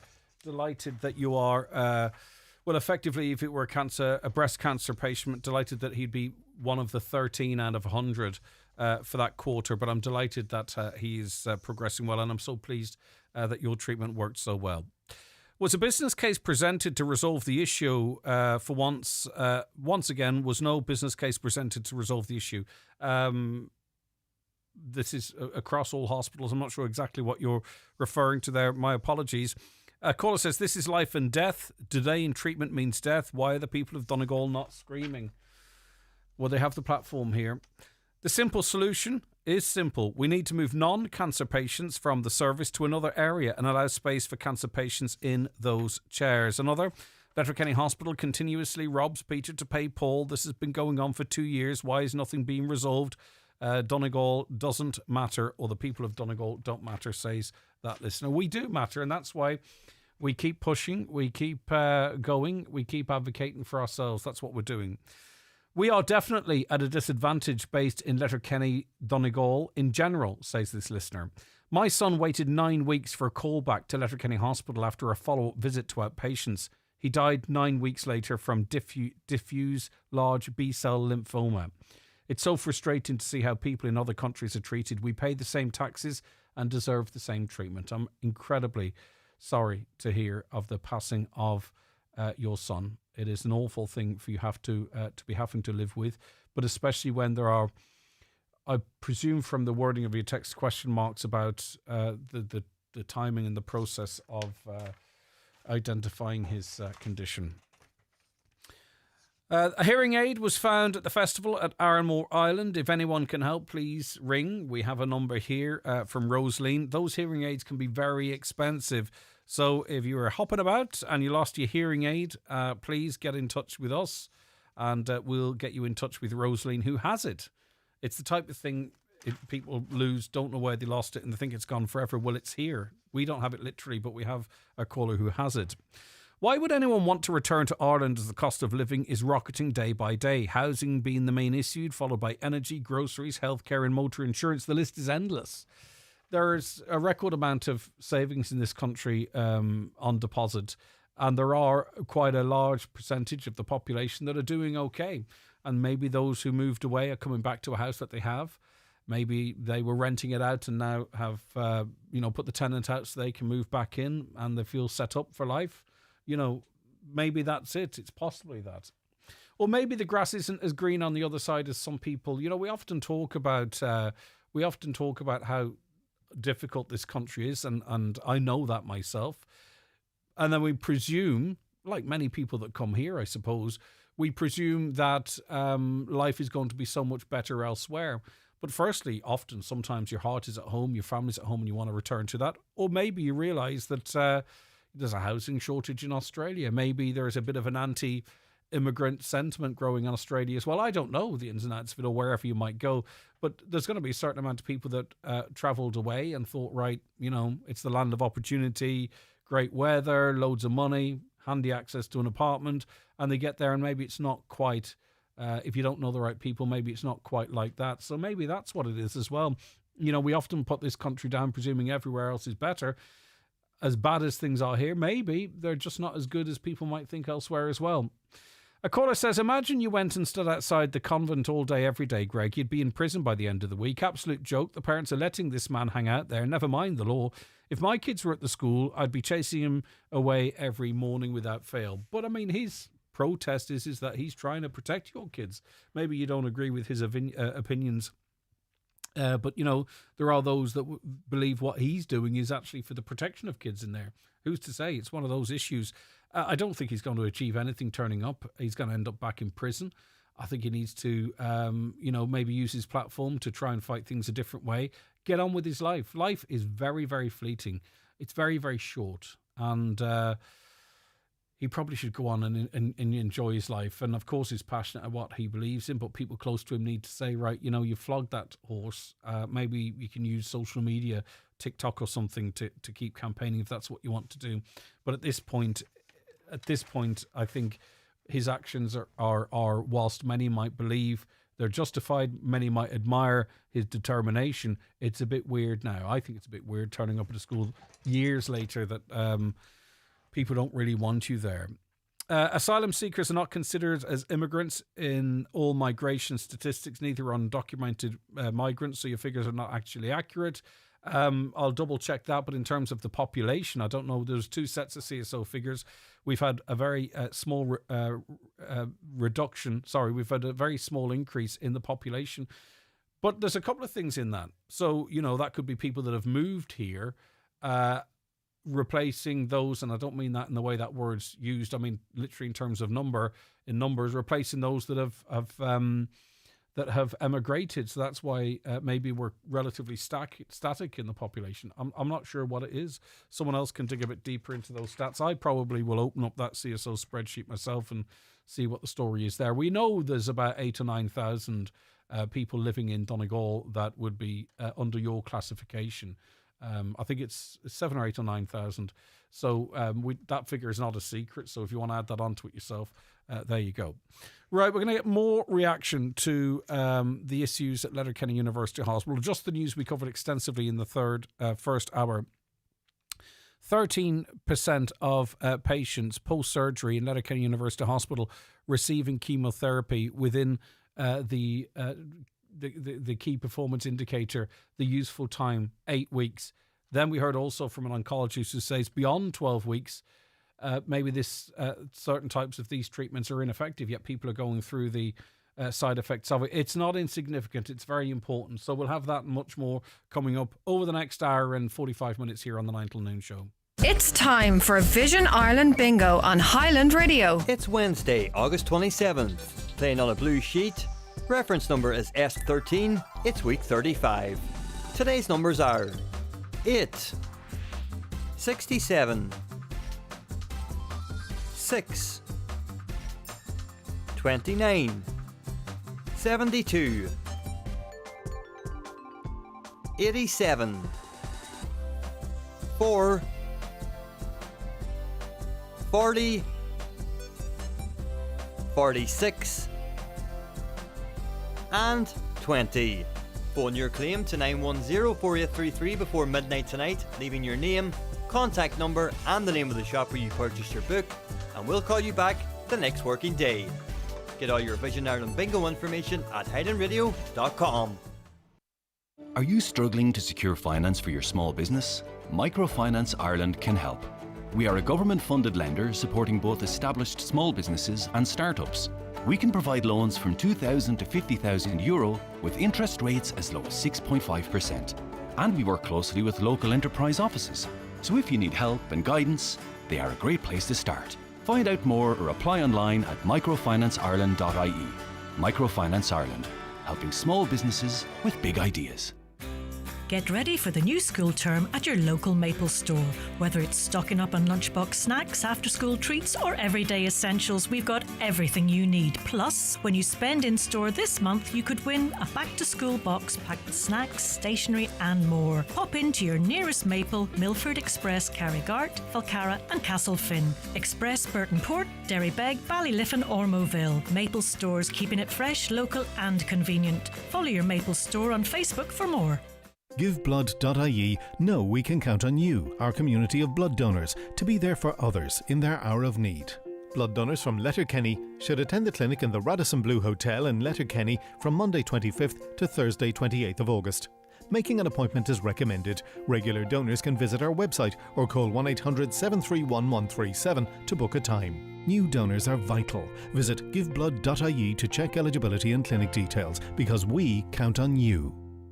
The 9 till noon show with Letterkenny Credit Union, now offering mortgages from €40,000 to €600,000 with no hidden fees or transaction charges. Letterkenny Credit Union, 9102127. Just to remind you of the contact details, WhatsApps and text to 086 60 25,000, or if you prefer, you can give us a call on 074 91 25,000. It is the 9 till noon show here on Highland Radio. Coming up a little later on, I'll go back to that in a second. I want to say good morning now hopefully I can say good morning to Deputy Pierce Doherty. Pierce, are you there? I am, yeah. You can hear me? I can hear you loud and clear. Good to have you with us. Okay, Perfect. So we heard in the first hour that chemotherapy can reduce the risk of breast cancer returning after surgery, but it's not being given to many patients on time. Systemic treatments such as chemotherapy or immunotherapy following surgery are aimed at reducing the risk of cancer coming back in the future. Now, unfortunately, Letterkenny tops the list in the period covered by this investigation. 13% of people with breast cancer attending Letterkenny University Hospital had this crucial treatment on time in the first quarter of that year. So this year, that means effectively the rest from that 13%, 87% didn't. And then we heard in the same report from an oncologist that talks about the fact that this treatment after 12 weeks sometimes can be completely ineffective. It's very, very timely. It's unfortunate. Again, we're topping another list, Pierce. Yeah, look, it's not just unfortunate, it's absolutely unacceptable. We're talking about the health of our loved ones. We're talking about people in this instance who've gone through breast surgery. And not everybody it will be as serious as everybody else, but there are a number of patients who will absolutely require that chemotherapy, and it would be very important for them to have it within the timeframes that have been laid down, and those timeframes have been developed on the basis of best practice, of science, of issues in relation to assisting with mortality, and it's just not acceptable that this is not just the figures that were released this morning show that we're, as you say, the top of the list. Only 13% of patients received their chemotherapy within the 8 weeks that's required. However, that's not just for the first 3 months of the year. That's what the report talks about. This has been going on now for a number of years, and that's what's really, really frustrating. That since right through from 2023, 2024, and now into 2025, that we have a situation where the vast majority of women who have gone through breast surgery who require chemotherapy then are not getting it within the time frame that's required, and that's simply not acceptable. And the worst thing is there's solutions there, Greg. Things can happen, things can be put in place that would actually ensure that people are getting the care, but they're not put in place. What like then? Because in the HSE response, they reference 4 chairs that are there now. And then it's sort of like, the surgical hub, which is fantastic. We need that as ASAP. But in between, they don't seem to be saying much. So they aren't identifying anything to improve the situation. What do you believe could be done to improve the situation that they're not doing? Right. So, look, as I was saying, sometimes things happen in hospitals, rushes. It's care. It's dependent on pressure points and maybe a flu or something like that. There, they can put pressure on the hospital. We understand that, and things can happen like that, but not for 2 or 3 years that this is going on. So that's where I'm completely outraged at this. So what can happen? Well, what is happening at the minute? What they've done is they've taken 4 inpatient beds and they've made them available. And that is robbing Peter to pay Paul. So that, in the response I got from the government in February of this year, when I was raising this issue, they made the point that this will only improve the situation slightly. It's not going to resolve the issue. But what they've done by removing the 4 inpatient beds is they've now caused another problem in accident emergency, and in terms of being able to have inpatient beds. It's caused more pressure in terms of our surgeries, and therefore you have people who their mortality, their life expectancy is affected as a result of that. So what can be done? Well, one of the things that was sought funding for by the hospital, I'm informed, was they asked that the operating hours of the service be extended to 8 p.m. and also that it goes into the weekend. The government refused that, and that's just crazy stuff, because by refusing that, by actually penny pinching in relation to this here, what happens is you're putting people's lives at risk. But just in relation to that, sorry, and hold the thought about the other thing, because people are already battling down there, and we heard it from former consultants, and I'm sure it's the same with consultants, to get operating time, to get theatre time, to actually get people to the point where they're on this waiting list for this treatment, fighting to try and ensure that they can get as many breast surgeries done as possible. And I'm sure there are other areas of health. That's happening internally. That shouldn't have to happen like that. And then, we have a situation whereby the government are told we're not hitting these targets. It's demonstrable, right? 13% getting their treatment on time. And in fairness to the hospital, they come up with a solution, but that's knocked back by government. I mean, that's obviously we'll make specific inquiries to the Department of Health, but that's crazy. Yeah, and look, GPs were in contact with myself, Padraig McLaughlin, and indeed other deputies in as far back as in February, when data was given to the Northwest Health Forum at that time, and they alerted us to the fact that this request was rejected. They made the point that that what they're doing in the hospital in terms of the inpatient beds is just going to put pressure in another situation. So it'll look good. It'll look a bit better in terms of the percentage that are getting their chemo, but it's going to cause other problems. And really what the issue here is the issue is in twofold. It is capacity, so it is space that we need. Chemo is provided using a couch infrastructure. So it's space that we need within the hospital, and that can be provided, for example, using a prefab. But that needs to be granted and it needs to be applied for. So that's one part. And the second part is staffing. So it's about approval to recruit additional staff or to extend the working hours of existing staff. So this is what's frustrating in this here. There's some things, and there's tragedies that happen all across the county, and we can't do anything about it. It's life, and life is really cruel sometimes. But this is solvable. There is no way that 2 out of 3 of our women who are going through breast surgery, not everybody is female going through breast surgery, but that 2 out of 3 are not getting their chemo in time if they're required. And that has not happened just this year. It happened last year. It's been happening since 2023. For the last 3 years, only a third of people are actually hitting the targets. But yet, if you look at other hospitals, 100% can actually hit the targets. 100%. You don't have to wait. And that's exactly where it should be. If it's my mum or my sister or my next door neighbour or whoever is listening to this programme, they deserve it, they're entitled to it, and they should get it, and it's fixable. So really what we need now is yes, we will have surgical hubs. Hopefully we'll have an ambulatory centre as well.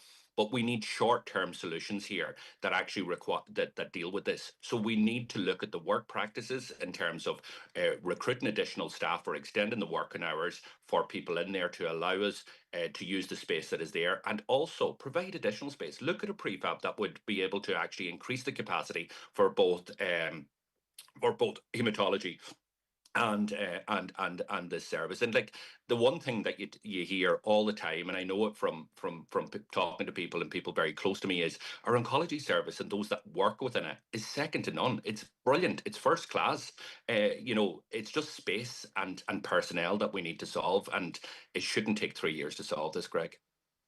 Yeah, it really, really shouldn't. And we're going to have to make our inquiries on this as well, because it's crazy. And as you quite rightly pointed out, this is our families, our loved ones. It's just a stress. And also we need to know how many are getting the treatment beyond 12 weeks if we hear from consultants saying that the treatment can be ineffectual thereafter. Listen, thanks so much for your time. I really do appreciate it. I don't want to just stay where you are. Any update on presidential candidates? This is in no way to take away from the seriousness of that, but you're the vice the leader of the party, deputy leader, so it'd be remiss of me not to ask, what's the story? When are you going to decide if you're backing Ms. Murphy or running your own?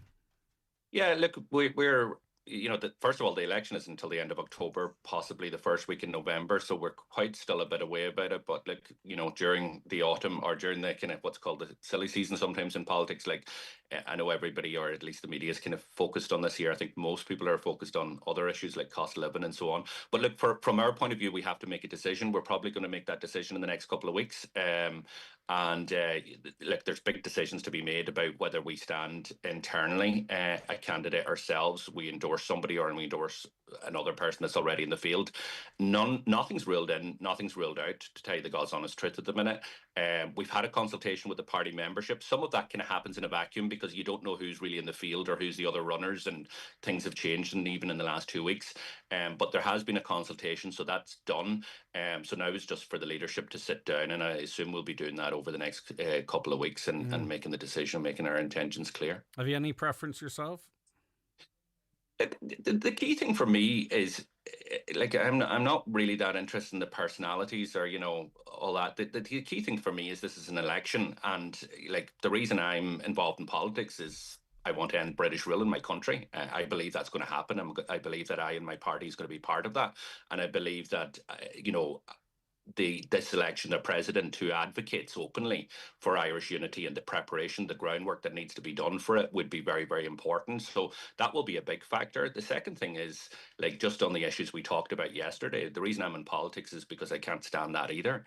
And I believe in a better, fairer Ireland. So the big prize here is to get into government to be able to deliver real change. So we also have to think about, if we were standing one of our, high-profile leaders in the party, what impact that would have in the general election, and therefore the impact that it would have to our ambition and our plans there. So there's a lot to weigh up. It is, yeah. So just because I've said this on the show before, would you see that as a gamble if you were to put forward a Michelle O'Neill or a Mary Lou McDonald, whoever it might be? And let's just say it wasn't necessarily a successful campaign, though you'd go into it believing you could be successful, that could have a negative, maybe knock-on effect then when the general elections roll around. Is that what you're saying, or am I misreading that? What I was actually saying, Greg, is if we stood a candidate who won the presidency, therefore they would not be in a position to be part of that team in the general election, and that has to be weighed up as well. Every candidate who goes into an election of this nature will go in to win it. That's not been in any way presumptive or in any way taking anything for granted. But these are the things you have to weigh up. So there's obviously benefits in relation to, there's major change happening in this country. It's without a doubt, and we will have a united Ireland within a number of years. We will have that referendum, and the fact that we're not, the government is not planning for it is a complete dereliction of duty. So a president that actually would be somebody who would advocate for a new planned Ireland, it would be very, very beneficial. But on the other hand, if that president was one of our leaders, what impact would that have in terms of the change that we want to bring about? Because the best way you're going to actually have a united Ireland is having a government. So obviously the logical thing there is to throw your weight behind someone whose vision of a united Ireland aligns with yours, Sinn Féin's, that is. Yeah, these are the options, and that's why I say that nothing is off the table and nothing's on the table. So it all depends on who's coming forward, who's available to put their name forward, who's willing to do that. Whether they're a third party, whether they're an independent that is a United Irelander, and somebody that's socially conscious and wants the type of change that we want, or whether it's somebody within our own party, or indeed whether it's the likes of a Catherine Connolly. So the party leadership, we've obviously spoke briefly in relation to this here, but there will be decisions now to be made in the next couple of weeks, and they're the kind of that's the honest reflection that we will have in relation to kind of competing aims in relation to all of this. So I'm a kind of betwixt and between as to what should be done at the minute. But there's a huge opportunity, and as I said, But on an individual level, could you see yourself rowing in behind Ms. Connolly? Look, I know Catherine for many years. The party hasn't spoken to her. She hasn't, I don't think, approached us yet in relation to this in terms of the presidency. Her politics are very good. I haven't heard her speak in relation to Irish unity or New Ireland much. I know she's made some comments in terms of the election, but if we were going to back any candidate, I'm sure there will be kind of meetings and discussions in relation to their views and some of those things. So that would need to be explored before we would go any further. But as I said, and I've said this honestly, there's absolutely nothing. There's nothing ruled in, and there's nothing ruled out. I mean, sometimes I have a built-in distrust of politicians, but on this one, I actually believe you haven't made your mind up yet as a party. Yeah. All right, listen, thanks for that. Take care of yourself, and of course, that very important issue we talked about previously, that stands there as well, and we'll put that out a little later on. Also, thank you. That's Sinn Féin Deputy Leader, spokesperson on finance, Piers Doherty. The 9 till noon show is brought to you by Letterkenny Credit Union, offering low-rate car loans with fast approval. Apply online at letterkennycu.ie or in office today. If you're aged 59 to 70, we will invite you for a free HSE bowel screening home test. Screening can help find signs of bowel cancer early, before any symptoms show, making it easier to treat. I'm losing the will waiting for this delivery. Fancy a mawam? Ooh, they're so chewy. Yeah, the chew lasts longer than a lecture that starts with, "Back in my day." It lasts longer than a daddy longlegs taking the long route round a giraffe's neck. Longer than a month-long game of ping pong that goes totally wrong and ends up in a right old ding-dong. Longer than King Kong wearing a sarong to sing a folk song about his lifelong love of Hong Kong. Easy for you to say. It really isn't. With Mawam's longer lasting chew, it's easy to choose fun. Chew Mawam. Celebrate your love at Encourage Hotel, nestled in the heart of Donegal. With breathtaking views of Errigal Mountain and elegant surroundings, our venue offers the perfect setting for your special day. Experience exceptional service and create unforgettable memories. Discover more at encouragehotel.com. For the biggest names in perfumes and aftershaves, visit McGee's Chemist Letterkenny. Dior, Armani and Hugo Boss, Victor and Rolf, Marc Jacobs and Lancôme. Also Gucci, Yves Saint Laurent, Prada and many more. From timeless classics to celebrity favourites, there's a perfume or aftershave for everyone at McGee's Chemist Letterkenny and online at mcgees.ie. Imagine if you could test drive everything in life. Marriage, new jobs, even your in-laws. Well, at least with your next car you can. At iMotors, we've been helping Donegal families for over 50 years find quality used cars they can trust. All 100% checked and come with a warranty. Take one for a spin today. Visit us in Letterkenny, Malin Village or at imotors.ie. iMotors, fearless generation. Don't delay when you get your bowel screening invitation. Call us today on 1800 45 45 55 or visit bowelscreen.ie. From the HSE. Now, you are being invited to join the Donegal Intercultural Platform for Asian Voices in Donegal. It's a celebration of diversity through music, art and food in the Trinity Hall, Letterkenny. And it's on this Saturday and runs from 2 p.m. to 5 p.m. So it's a busy 3 hours smack bang in the middle of Saturday. I have J.E. Luke, who's with me in studio. Good morning to you. Hello. Thank you very much for joining us. And we have no longer.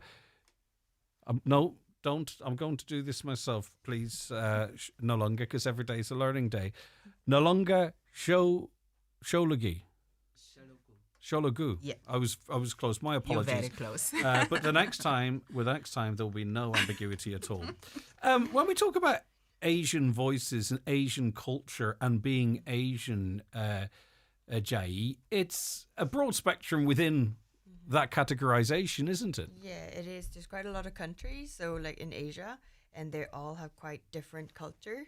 So it's really hard to kind of like say that they're similar and then join together. But there's bound to be something that we can find that are similar, especially with, you know, with culture and with like creativity and like with food. These things are something we can talk about to kind of find some similarity and kind of like connect with each other. Yeah, what part of Asia is your heritage? I grew up in Ireland, Yeah.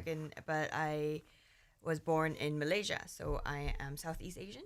So yeah. And for you, what is what is Malaysian culture for you, if you were to describe it? Malaysian culture, well, everything I think about is just the food, and then like I haven't had breakfast. Go easy on me, Jay. Go on. What? Of the food, that's something that we would always talk about. You know, we cook at home and we go out and eat. It's always about food for us. And then the language, because in Malaysia it's quite multicultural. There's 3 major kind of race. So there's Malaysian Indian, Malaysian Native Malay, and then there's Malaysian Chinese. So that's But the what major one. what a melting pot though of food and spice and Yeah, it's all crazy. that type of stuff. Yeah, It's crazy. So like we blend with each other. So there are certain things like Chinese food, they get mixed with Malaysian food. So there's a new flavor there. So that's kind of how they join with one another. And then it becomes Malaysian food. So when we say we're Malaysian, we don't like separate it like I just did. Malaysian Indian, Malaysian Malay. We just call ourselves Malaysian. Of course you do, Yeah, but it so, just I think it's really like, you know, where we are at now. There's been influences, and you could argue Ireland's on that journey itself as well. How nice is it? As I say, you've spent most of your life here, but I referenced your heritage when I asked where that lies. How nice is it then to have a window to sort of, you know, meet up with other people from Asia, but also actually to sort of spread, you know, culture, art, music, food with the wider population? So for me, it's always like I wanted to gather all the Asians, kind of like get the community together to kind of show ourselves kind of like through our culture and creativity. But although I don't understand a lot about it because I grew up here, but I do hear from my parents about like kind of what happened, like what's the culture in our own country, and then I always find it's really interesting and colorful, and I really want to share that with the people here. So, but even step into it yourself a little bit, as you and step say, into it and which learn is- it myself, because yeah. every time I'm like kind of listening to stories or even just searching it up myself, I learn something new. It's like, oh, that's what we do at home. yeah. I didn't even know that because I've never been like interact with it enough. So yeah, so that's just. Yeah. No longer, it's exciting, isn't it? Because, you know, we've had days like this for different continents, different parts of the world, and it's great to see. I'm not sure if it's the first, but a focus on Asian voices, Asian people. This one is our first with Donegal Intercultural Platform. I think because we are blessed to have Jay.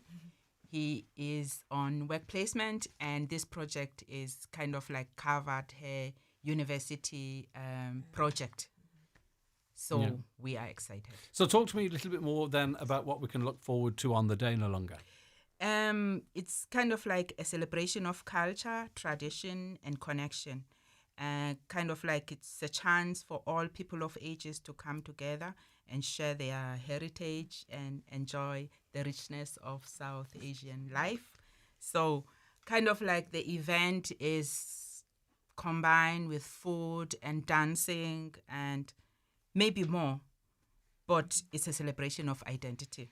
Yeah, so it's from 2 to 5 p.m. in Trinity Hall, Letterkenny. The food tasting is at, sorry to keep focusing on the food, at 4:15, but you will get a sense of the richness of Asian culture.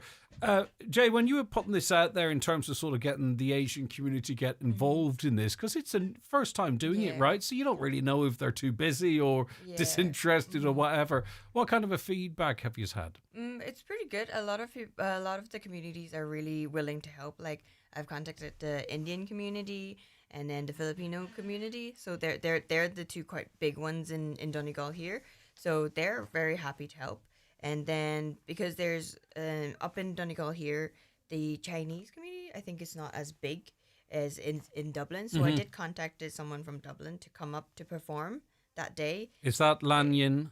Yeah, that they're the Lan Yin Ming Yue. They are playing like traditional Chinese instruments, you know, the harps and like the one that's similar to a harp, guzheng, and there is the pipa.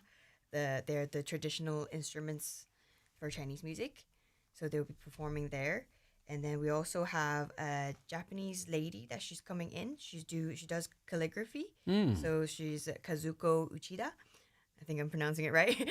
And then it's she's terrible when people can't pronounce things right, isn't it? No longer. Yeah. And then she'll be doing like a calligraphy performances. Yeah.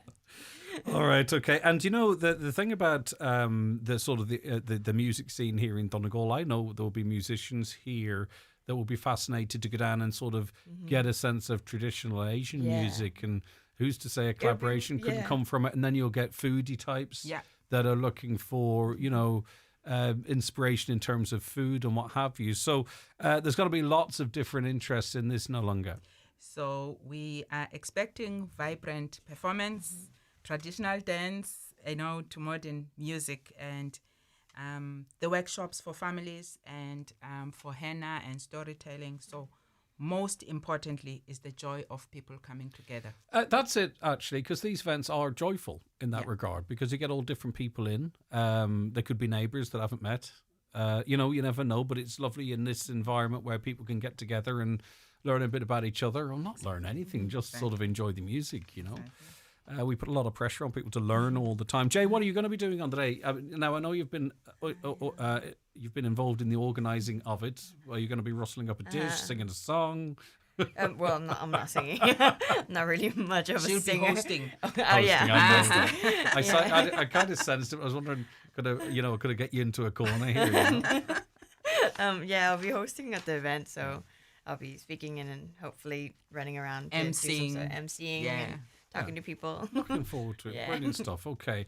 Anything else you want to add, Nalanga? Because I know there's probably stuff that you wanted to make sure we mentioned. No, we just want people to come along, bring your friends, and experience the colors, the sound, and the taste of South Asian food. Yeah, and there's face painting and all that type of stuff as well. A nice wee thing, I think, for the kids that have gone back to school, a nice little thing to break up the weekend for them, or maybe it could be the last sort of nice thing that they do before they head back to school as well, because it's open for everyone, isn't it? It's right smack bang.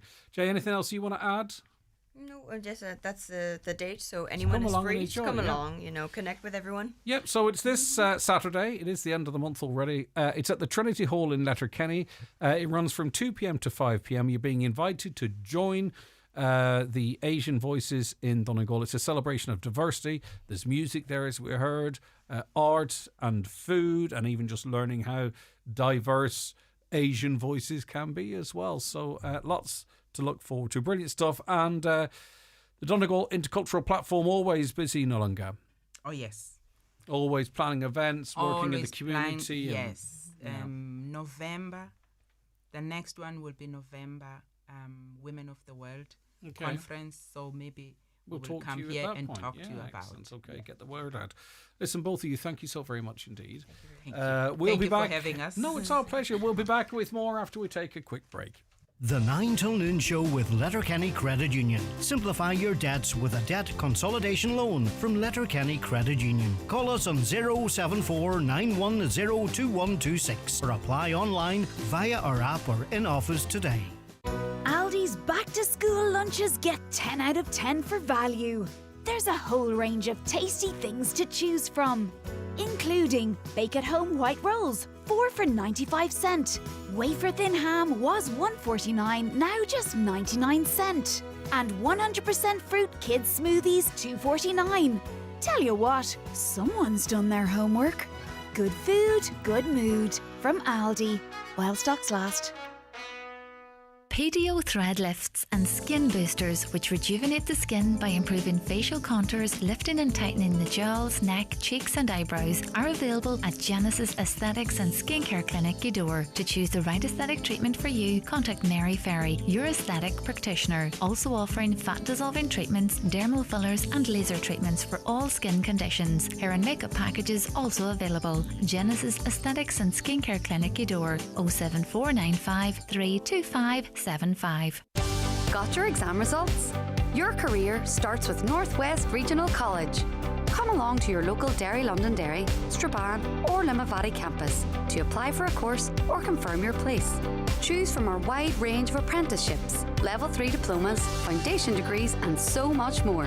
For more, visit nwrc.ac.uk/results. Northwest Regional College. From here to career. The Donegal Hurling Finals will be played this Saturday at the O'Donnell Park in Letterkenny. In the senior decider, Satanta face off with St Eunan's. The full game will be live on Highland this Saturday evening from the 5 p.m. start in association with NAS Scaffolding, your trusted partner for all your scaffolding requirements, private, industrial and commercial throughout the Northwest and nationwide. Highland Radio weather updates with McElhinney's. Get back to school sorted with all the essentials from school jumpers to shoes. Visit our kidswear department in store or shop online at mcelhinneys.com today.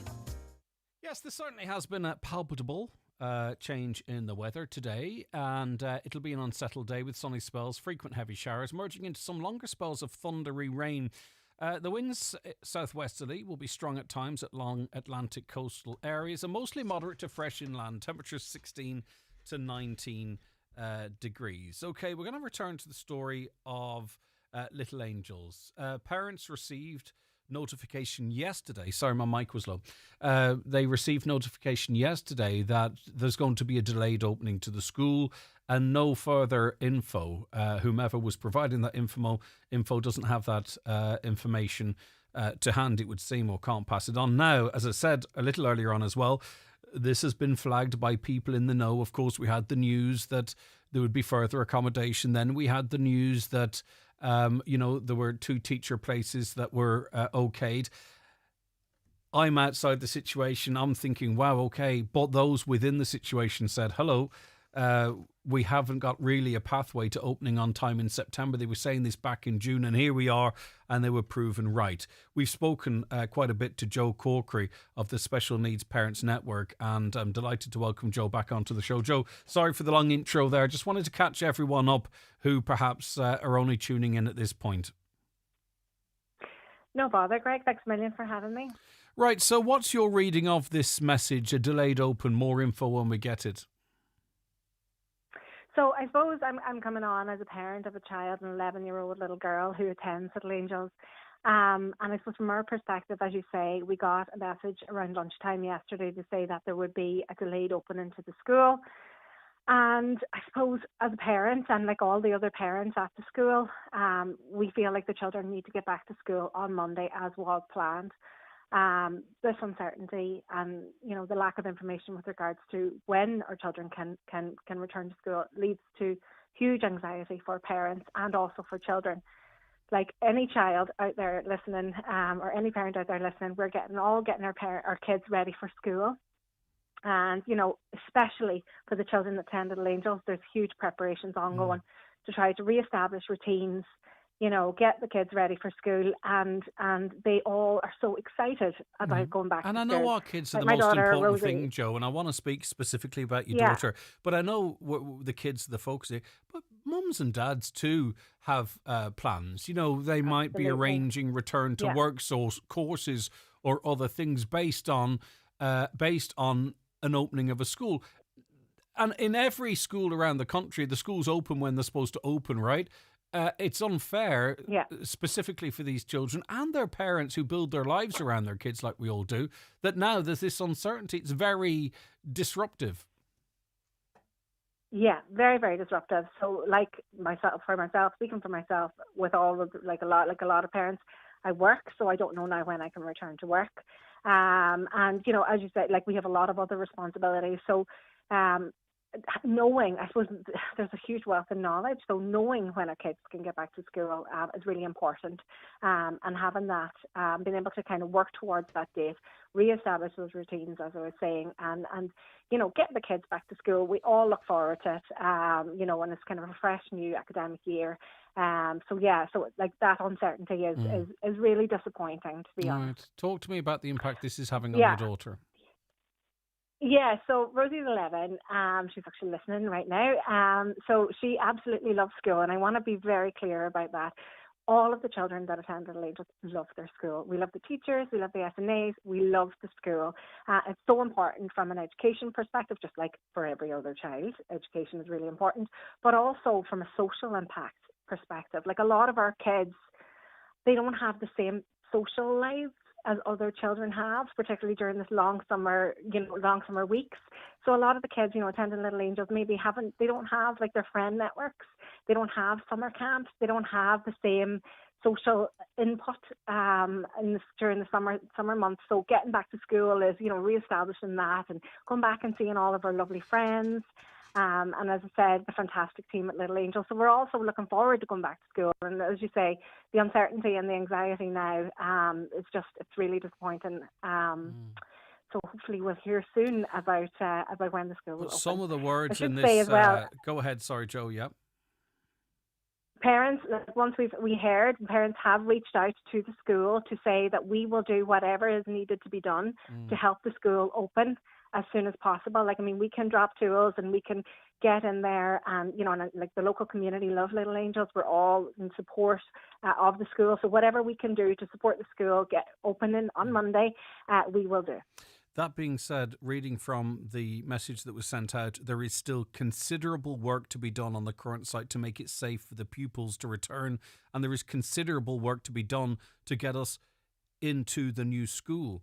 They are awaiting confirmation from governments in relation to the delayed start. So really, from the sounds of it, there's no timeline on these considerable works either, which is really a worry. It's not like it'll be Tuesday or Wednesday, and I don't know the ins and outs of what needs to be done, but it doesn't sound like even, with the best will of parents and guardians, that it's that type of work. And any work that has to be done then has to be signed off on, presumably. How long does that take?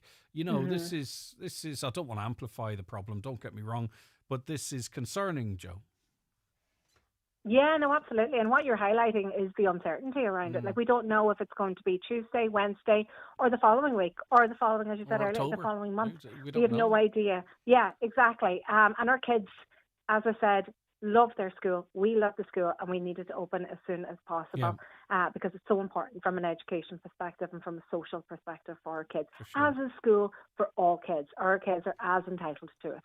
And it'll break my heart now next Monday. Rosie will be sitting watching her brothers head off to school and getting their uniforms on and head off. And she's going to be, she knows, she's not able to go to school. And that's the reality for parents, as well, as trying to manage those emotions. Of course. Because the school is so important. Yeah. And if Rosie could just stick her fingers in her ears for just 1 second, we also need them out from under our feet a little bit sometimes as well. Right? Yes. Right, Rosie, you can take your fingers out now. You can take your fingers out now. It's been a lovely summer, but it's been a long one.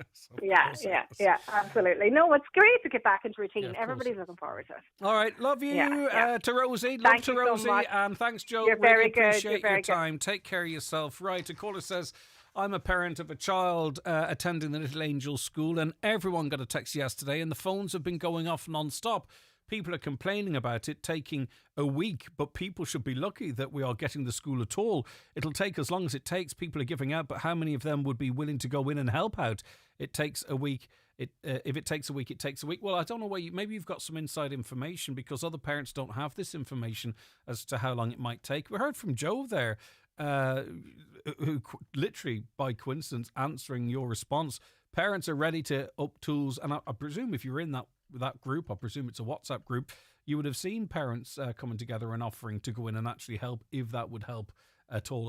I don't think the parents would be found wanting, and I think and you're a parent of one of the children in there, so I feel almost disrespectful in saying this, but it's not my intention.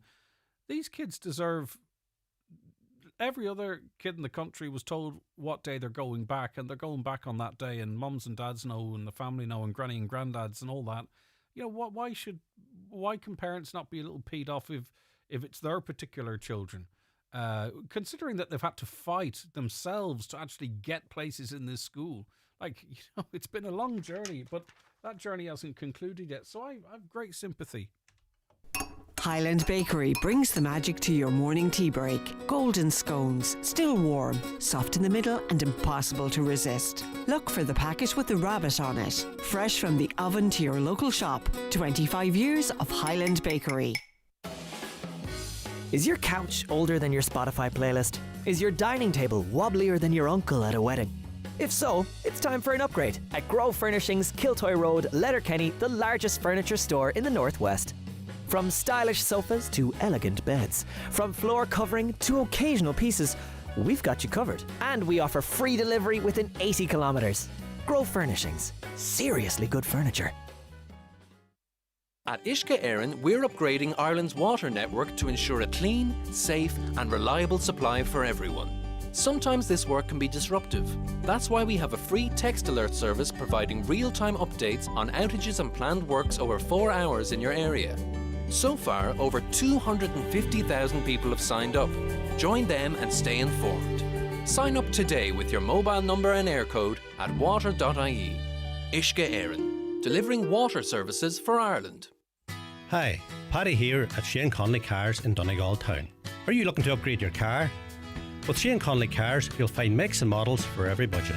Great finance options, and we also accept trade-ins. Check out shaneconleycars.com or call in to us at Shane Conley Cars from Lough Road, Donegal Town.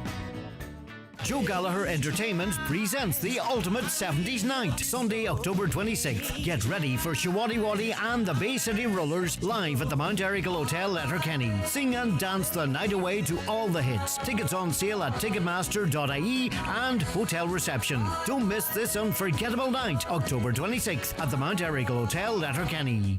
Roll on more full trolleys for even less with Lidl Plus. This week, you could spend just €86 on a full trolley worth €117 and save over an incredible €30. Push your savings further with new offers on the Lidl Plus app every week. Scan, pay and save with Lidl Plus. T's and C's apply. See Lidl.ie/Lidl Plus savings. The 9 till noon show is brought to you by Letterkenny Credit Union. Digital loans now available. Apply online or via our app today and get your loan transferred directly to your current account.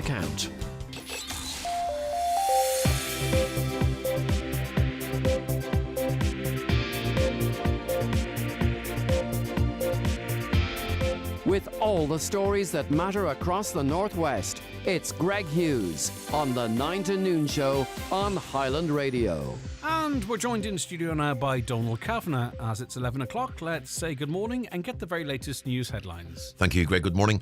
Letterkenny University Hospital is the worst performing facility in the country in terms of breast cancer patients starting their chemotherapy treatments within the recommended 8 weeks time frame. According to a report published today by the journal Investigates, the target was reached in 40% of cases in 2023, 20% of cases last year, and just 13% of cases between January and March this year.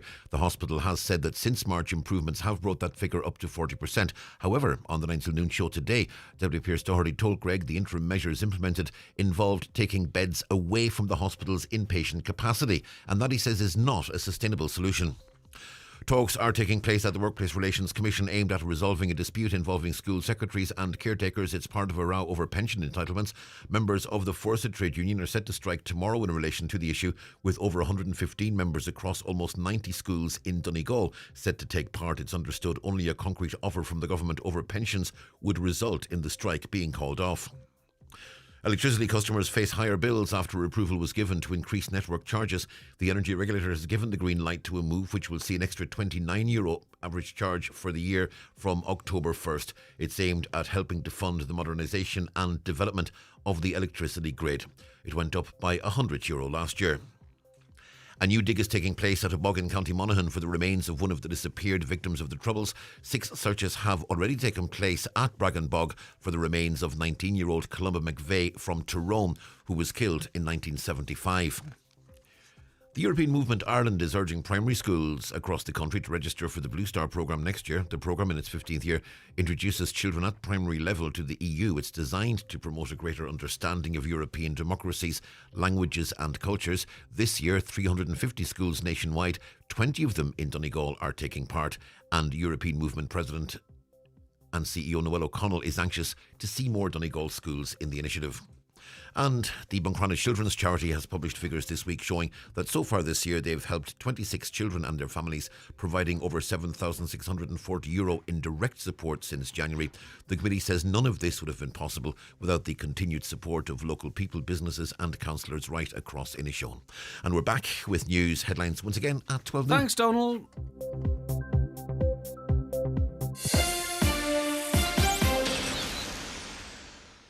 Hey, I hope the trip has gone well. Just a quick one. Does your mum have a spare key for our place? I locked myself out. Again. So if she doesn't have a key, we're down the cost of a locksmith. Or I could just live in the shed and clear back on Sunday. Real life. Written by you, underwritten by Allianz. Feel secure with up to 4 emergency home assistance callouts each year and get 10% off new home insurance policies at allianz.ie.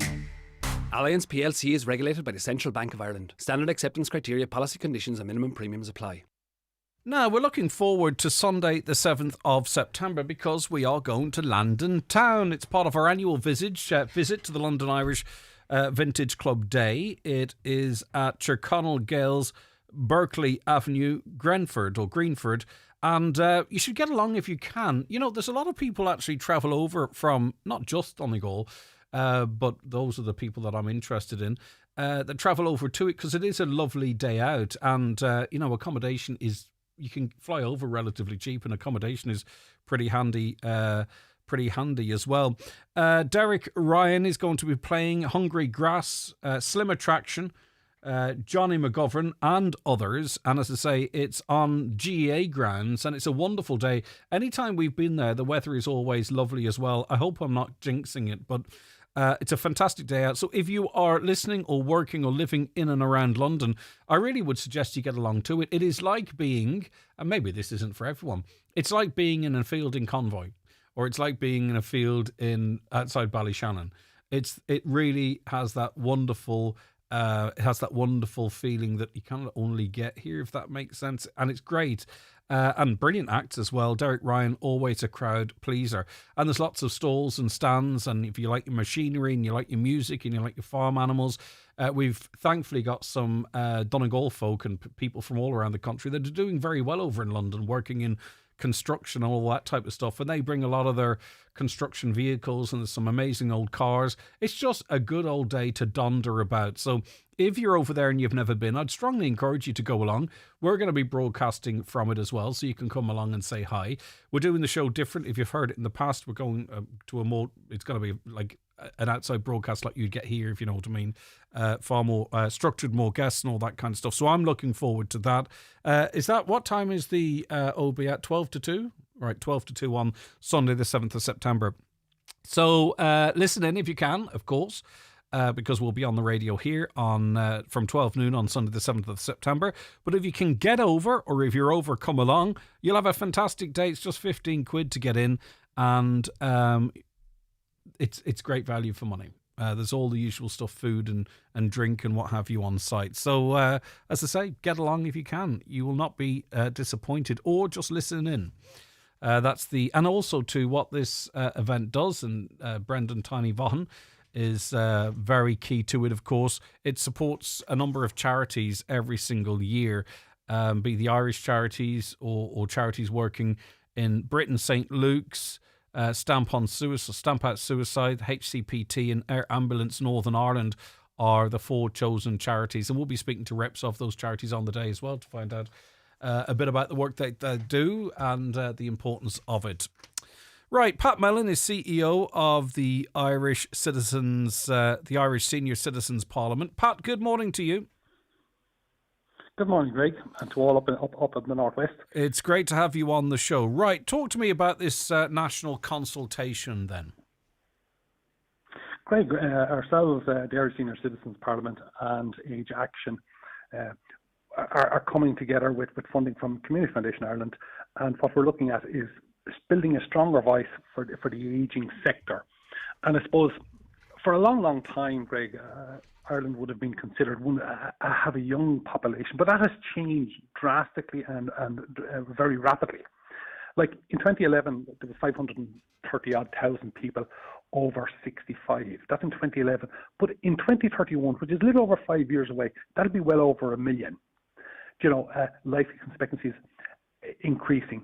And the ratio of working people, it was roughly 4 working people for every person aged over 65. By 2050, that'll have changed down to 2 working people.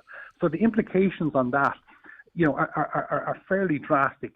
And one of the things the organisations have come together was, oftentimes a lot of organisations talk to people, but we want to hear people to talk to us and tell us how their voice can be better heard, how we can get a better balance and a better cross-section, and what they need. And by doing that, we can communicate, as the largest advocacy body in Ireland, we can communicate that to the powers that be and to make the rules. Yeah, and we have a lot of work to do, because I can't predetermine the outcome of the survey, Pat, but I know from sampling people on this programme, they might feel that, they're forgotten. They might feel that the health service is not being adapted to cater for their needs. They might feel that not enough is being done to address, isolation, be it rural or urban. The fact that older people seem to get blamed for problems in the health service or housing, for an example. They're hoarding housing, or they're the ones that are attending the hospital sick. A lot of and we can't afford to look after older people because of an aging population. I wouldn't be surprised if the older people that we're talking of, the demographic that we are talking of, are often framed as some sort of a burden, which makes me puke, to be honest with you, Pat. But I wouldn't be surprised if that was a sentiment that came across in a survey like this. So there will be positives in there as well, don't get me wrong.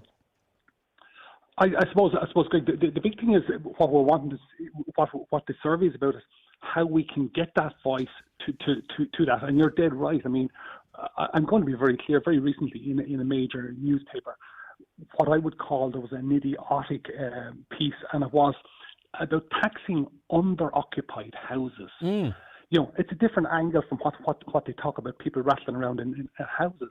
People who worked all their lives when times were tough and bought their house and paid for their house. And now somebody's saying that you're a burden because of this. The other thing that comes across very clearly... Can I just make one point in relation to that, by the way?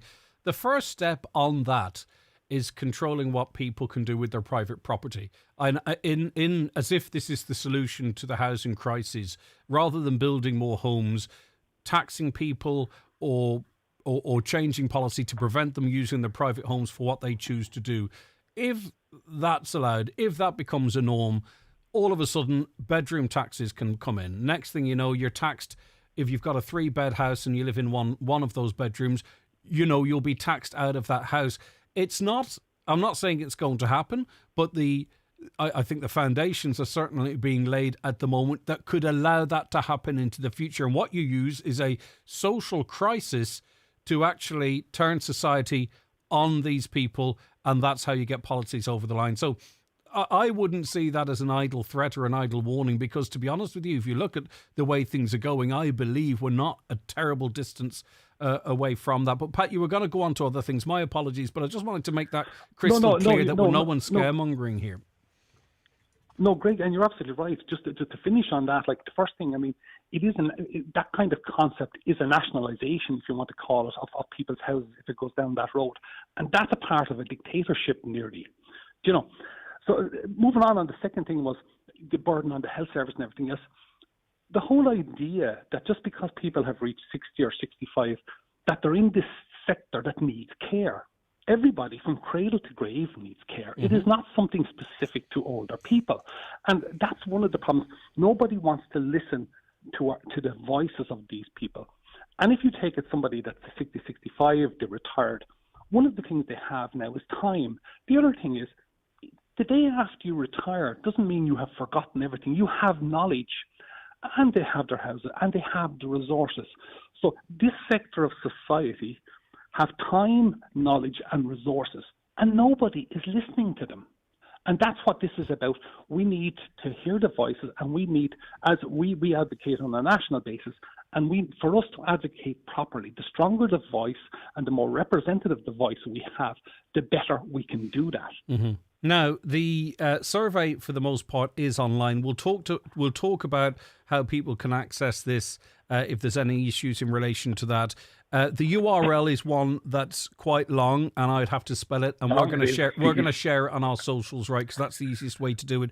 But with the format of the surveys, it drop-down menus, is it empty boxes? Pat, obviously I'm not asking you to go through it. Give us a sense of it. But from an online point of view, there's only 6 questions in it. Yep. It's a tick box in most of it, and you can put in your words. So it is. That is the reason we've done to keep it simple. Now, on that again, you can do it online. You can email us. We've already sent out over 250 hard copies. We've nearly 350 replies. But if you contact Mosaic that are doing it, or ourselves, office at seniors.ie or Pat at seniors.ie, we'll happily post it out to people, to groups, to whatever it was to fill it in.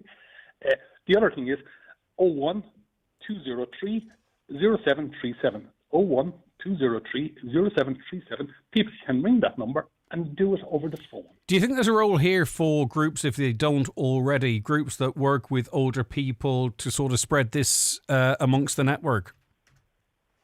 Absolutely. Book clubs, active retirement groups, residence groups. We have residence groups that are members of the Irish Senior Citizens Party. Anything at all, that's what we want to hear. It's very easy to hear from people that you normally hear from. We want to hear from those people who are dealing with people maybe, as you said earlier, rurally isolated, people living alone, that might not normally. And it's just a very simple, if somebody had those questionnaires and say, listen, how do you feel, Greg, about this, how would your voice be better heard in that respect? Okay, all right, listen. And it is that's what we want to hear. We'll list off all the contacts on our socials as well. Pat, thank you for that. Pat Mellon, CEO of the Irish Senior Citizens Parliament. The survey's open until the 19th of September, but like everything, best to get into it. So there's a bit about yourself, question 1s to 4. You're asked to identify what county you're from. Have you ever engaged in public policy activity? You can answer that. And then your views. Have you ever felt listened to when it comes to public issues affecting older people? What are the main things that stop older people from participating? You just click in your answer. You can add in specifics there as well. What kind of activities would you be most comfortable doing? And so on and so forth. It will not take you long. It's very, very simple. And I think it's very important that older people's voices are heard, and also whatever the findings of that are actioned upon as well. Right, busy. On the phones, a caller says, I'm not opposed to a united Ireland in the future, but we are no way near that point at present, no matter what Piers Doherty says. Let's get the 26 counties sorted out first, and we're not remotely close to that either. A united Ireland at present would financially cripple the 26 counties at a predicted cost of 20 billion annually, with fairy tale land in Sinn Féin living in it. Those figures have been discounted quite broadly, that it would cost that much.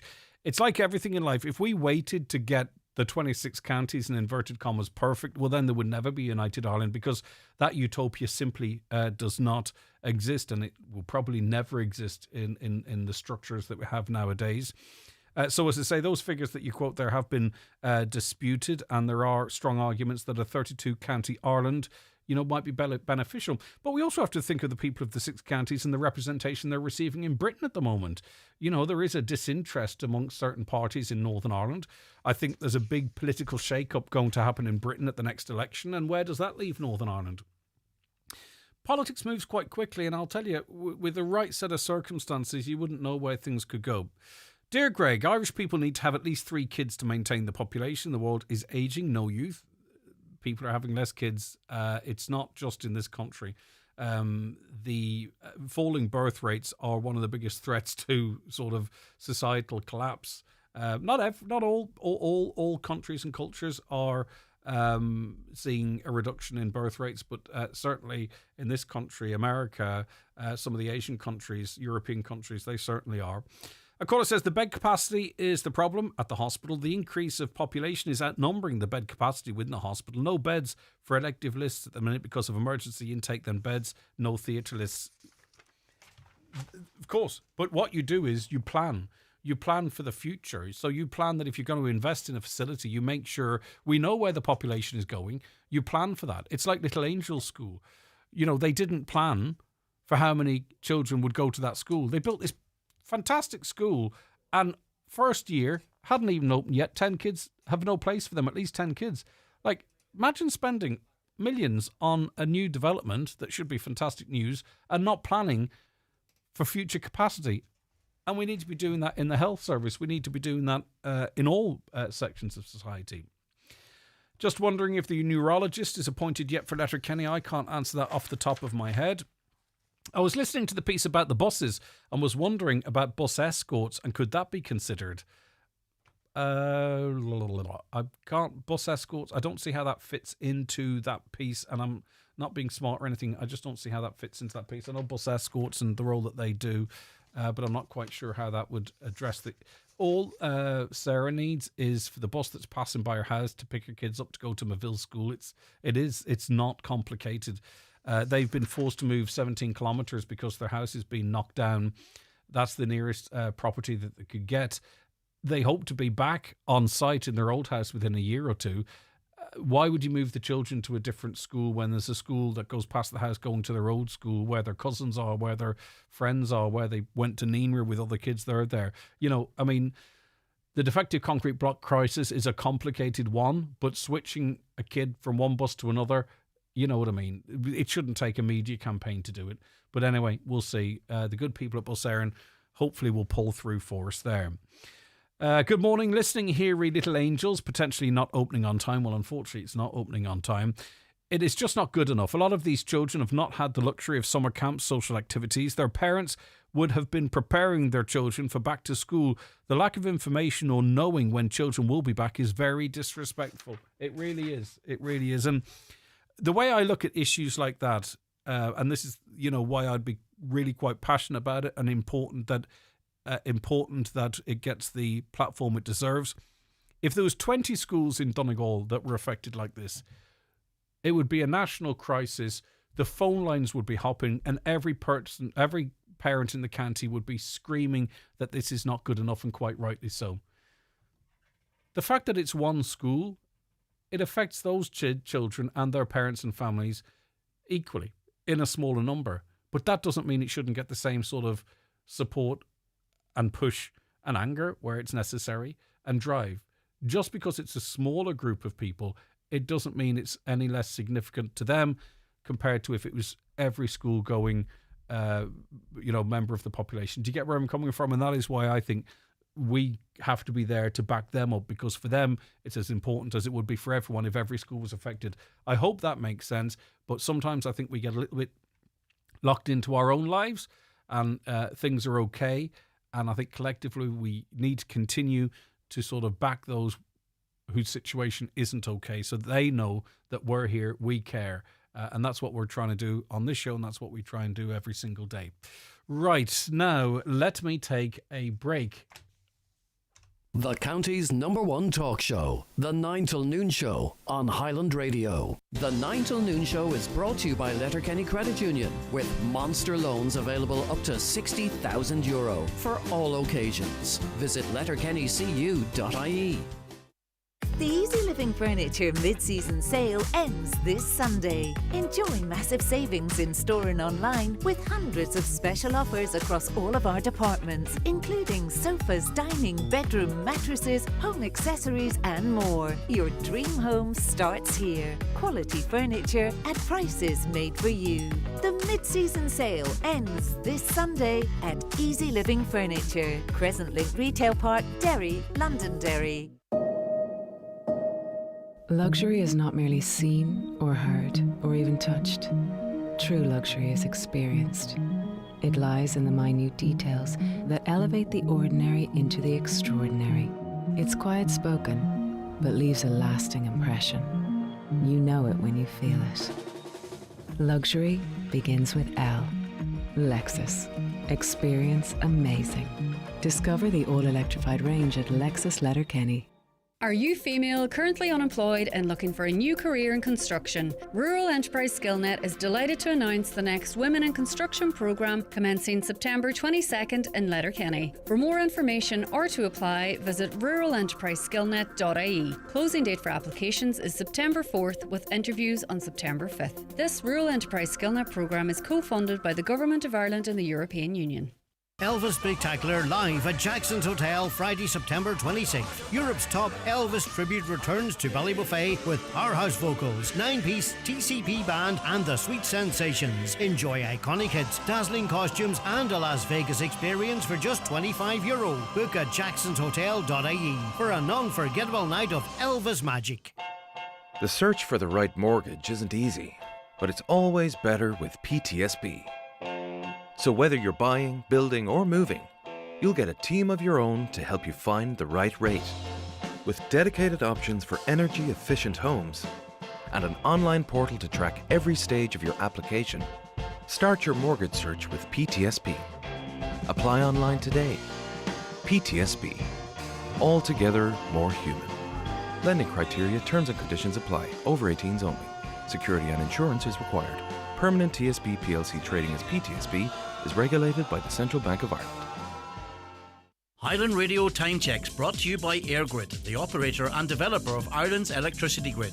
EirGrid, powering up communities, powering up Ireland. The time is... The time now is 11:23, and delighted to welcome onto the programme Kathy Donaghy, author and journalist. Kathy, thanks so much for your time. Oh, I haven't got Kathy in. Kathy's joining me on Zoom, is she? My apologies. That's my fault. I'll be getting to Kathy in a moment. I dropped the ball. That's okay. She's not in Zoom anyway, so you dropped the ball as well, so we're all good. I have an opportunity to catch up on some of your comments, though, as well. Morning, Greg. I agree with you 100%. These children deserve the same as children going to mainstream schools. I think a lot of people would help out, not just the parents, indeed. And listen, if there was a call to action, who's to say, I don't know what type of work needs doing. But who's to say that we couldn't, get the people together? That being said, it depends on the work. It has to be done to certain standards and signed off on and all that kind of stuff as well. I'm absolutely certain. Hi, Greg. Would you please give a big shout out to all the staff and nurses at Medical 5 at Letterkenny University Hospital? A member of my family was a patient there recently. They were so kind, much appreciated. And in case it requires any clarification, when we talk about the health service and issues at Letterkenny University Hospital, we do so in the full knowledge that the majority of workers down there are doing the very best that they can do in very difficult circumstances. And we're not being critical of them. In fact, what we're doing is trying to campaign so they have got better working conditions, more resources and more staff so that they can continue to do the brilliant work that they do. And I know some of them, even if they're under pressure or what have you, perhaps aren't comfortable with the hospital being talked about all the time. But unfortunately, it is life and death. And we really do need to talk about it when these stories pop up. So Kathy Donaghy, author and journalist, is with me. Kathy, how are you keeping? Great to see you. Great to see you, Greg. How are you doing? I'm doing fantastic. Now, you've written an article and highlighted, I'm not sure if you wrote it, but you certainly have been quoted in the article, my apologies, calling for an urgent clean-up of Lough Foyle. Talk to me about what you've witnessed and what needs doing in your view. Okay, well, I mean, this story that you're talking about, I was interviewed for it. I suppose it emerged last week. I got a call from a neighbour of mine to say that he'd been over the shore. I live along Lough Foyle. I live in Redcastle, just at the joining of the two townlands of Drung and Redcastle, if you know it, along Lough Foyle. So the river, Drung River, splits the townlands. I'm the first house in Redcastle. So the neighbour said to me, there's a terrible smell over the shore. And when he went over to investigate, that there were heaps of non-native oysters piled up at the shore opposite the shop. People along the road, the main road, might know it. It used to be Brendan's shop along there. It's a big convenience store there. So I went over to have a look, and I actually couldn't believe what I was seeing, Greg. Piles and piles of dumped non-native oysters. Now, they weren't oyster shells. They were stinking to high heaven. So rotten flesh, effectively. Exactly. Yeah. And the flies were swarming around them. The smell was atrocious. In fact, a friend of mine, afterwards, I put up a post on social media, on my own socials, just to say, look, clean it up. This is not good enough, And a friend of mine had said she'd been in the shop on that Sunday morning and didn't actually realise where the smell was coming from. But now she understood. So and I get the impression, looking at the pictures and videos that you took and posted, excellent, don't get me wrong, but they don't tell the full story, do they? I'd imagine when you're standing there, with the sights and the odours, that it really comes home how disgusting this is. Yeah, well, that's the point, Greg. I mean, social media can't convey the smell, which was enough to make you gag. You would have had to nearly worn a scarf over your mouth to cover the smell. And the flies were swarming around. That it was a really hot day. Now we've the rain now and the temperatures are cooled a bit. You can imagine the rotting smell and the heat and the flies swarming around and this lovely stretch of shoreland. My father was just reminding me the other day that in his day, my dad's in his 80s now, he reminded me that this is a stretch of the Foyle that they would have called the White Sands when he was growing up. So it would have been very much an area of recreation for people of that vintage, let's say, for people who would have gone out maybe to have a swim or to go fishing along the shore there. And it was crazy. It made me actually just as well as being outraged that somebody would dump these things here, I just felt deeply, deeply sad that this that the Foyle is just seen as something to be used. Yeah. It's and not cared for. I walk it every day with my dog, and I don't just. Yes, I'm a local, and yes, I love it as a place of the wild birds over there are actually incredible. And if you walk it regularly, you'll know that it's home to beautiful Brent geese in the winter. It's a special area of conservation along stretches of the Foyle, actually, Greg. Not a lot of people know that it is actually under the Birds Directive, has been designated by our National Parks and Wildlife Services as a special area which needs special care. But anytime you dump something like this en masse, it is going to disrupt the ecosystem because you're introducing something that's not supposed to be there. It is a complicated one because there are people that are concerned about the amount of oyster trestles in Lough Foyle, the regulation of it, the lack of regulation. Yes. All that being said, as you quite rightly say, people aren't doing this for sport. There's money in this. And littering, which is what I would see it, and I don't think I'm opening myself up for anything here, littering, dumping this stuff on the shore is irresponsible. It's actually disrespectful. And, it shouldn't require an article and a conversation on a radio station to sort of resolve it. It's sickening. Yeah, it is sickening, Greg. I suppose one of the problems really that has led to this, issue that we're having now, and this is not the only issue with pollution, because unfortunately a lot of these trestles, I participate in shore cleanups along with the Redcastle Village Association. Many locals go out there and gather up the detritus and rubbish from this industry that we pick up in bags, rubber bands, mesh casings for the trestles. It's pretty filthy, actually, and the pollution that's caused, the amount of plastic that's along that shoreline. I mean, one of the problems is, I guess, that this is an unregulated industry. There is no governance around how much is too much. Local people have not had a voice to say, what about nobody was ever asked what's going on here. There is no licensing The thing is, though, regime. Kathy, I mean, if I was operating in, and just to give people an idea of scale, I saw a quote from Councillor Tony Crossan, 100,000 trestles between Culmore and Moville. But if I was in an industry that I was making cash in and it was unregulated, I would not want to be drawing any attention to myself to strengthen the argument for regulations, i.e. dumping stuff on the shore. This just shines a spotlight on an industry and opens up the regulation conversation as well. It's not good business, whomever is responsible for this. Yeah, I mean, dumping aside, I guess what we have is a lacuna in the law over the ownership of Lough Foyle. Just a total gap in what organisation can be in charge of a licensing regime. And without that, what we have is a free-for-all and an essential colonisation of Lough Foyle, which is the start of the Wild Atlantic Way at Muff to Greencastle. Now, on a low tide, if you look out to your left on Lough Foyle, all you see is a factory yard. That's what it is. I have to call it that. Yeah. And the byproducts of that, and if there's lobster pots out there as well, there's plastic associated with that, the bands that they use for the lobsters and the storage pots, all that type of stuff. You witness that as well, do you? I think you referenced this already, washing up on shore, as well as this unsightly factory that's exposed at low tide.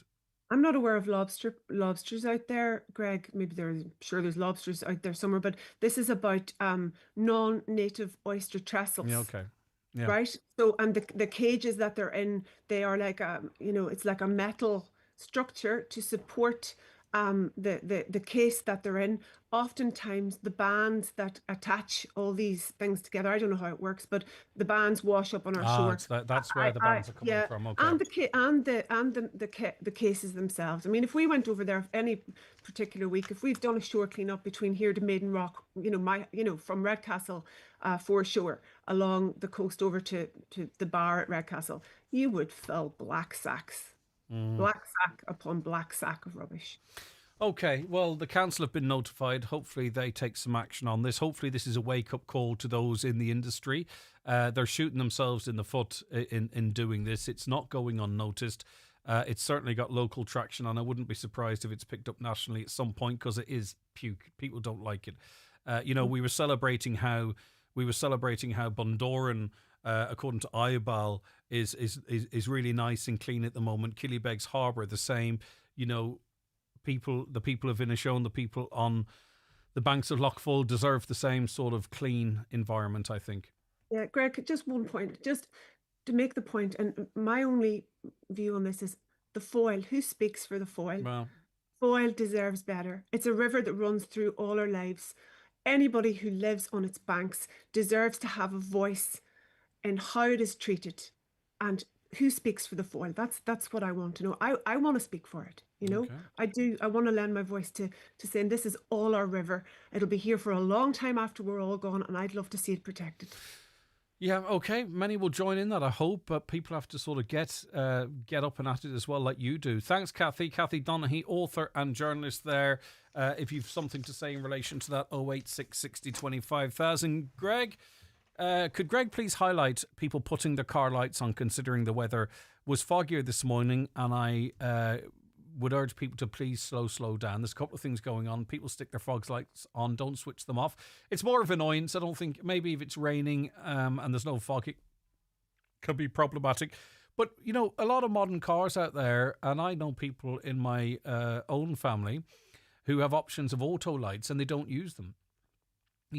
Most modern cars now, over the last 10 years, have an auto lights option, so the lights will come on automatically. Use that, avail of that. Why not? You don't have to have the auto dip and flash on if your car has that, but you can certainly have the lights coming on, so you got your daytime driving lights or lights greater. They're automatically switched on. It's normally on the jog wheel on your stick. Not everyone has it, but those who have it avail of that, because that caller's right. We're getting to that time of the year now. Rightio, I'm going to take a break, because when I say I'm taking a break, by the way, a break is what you call a group of adverts. Maybe people think that I constantly need a break and I go and sit down somewhere. So the break refers to the adverts. I'm not taking a break. I sit in the seat until the break's over, right? So this is a commercial break, and I'll be back in just a couple of minutes. The 9 till noon show with Letterkenny Credit Union, now offering mortgages from €40,000 to €600,000 with no hidden fees or transaction charges. Letterkenny Credit Union, 9102127. At Dunn Stores, our autumn savers will get you back into the swing of things. With Kellogg's Rice Krispies 660 gram and Capri Sun 10 pack, all better than half price.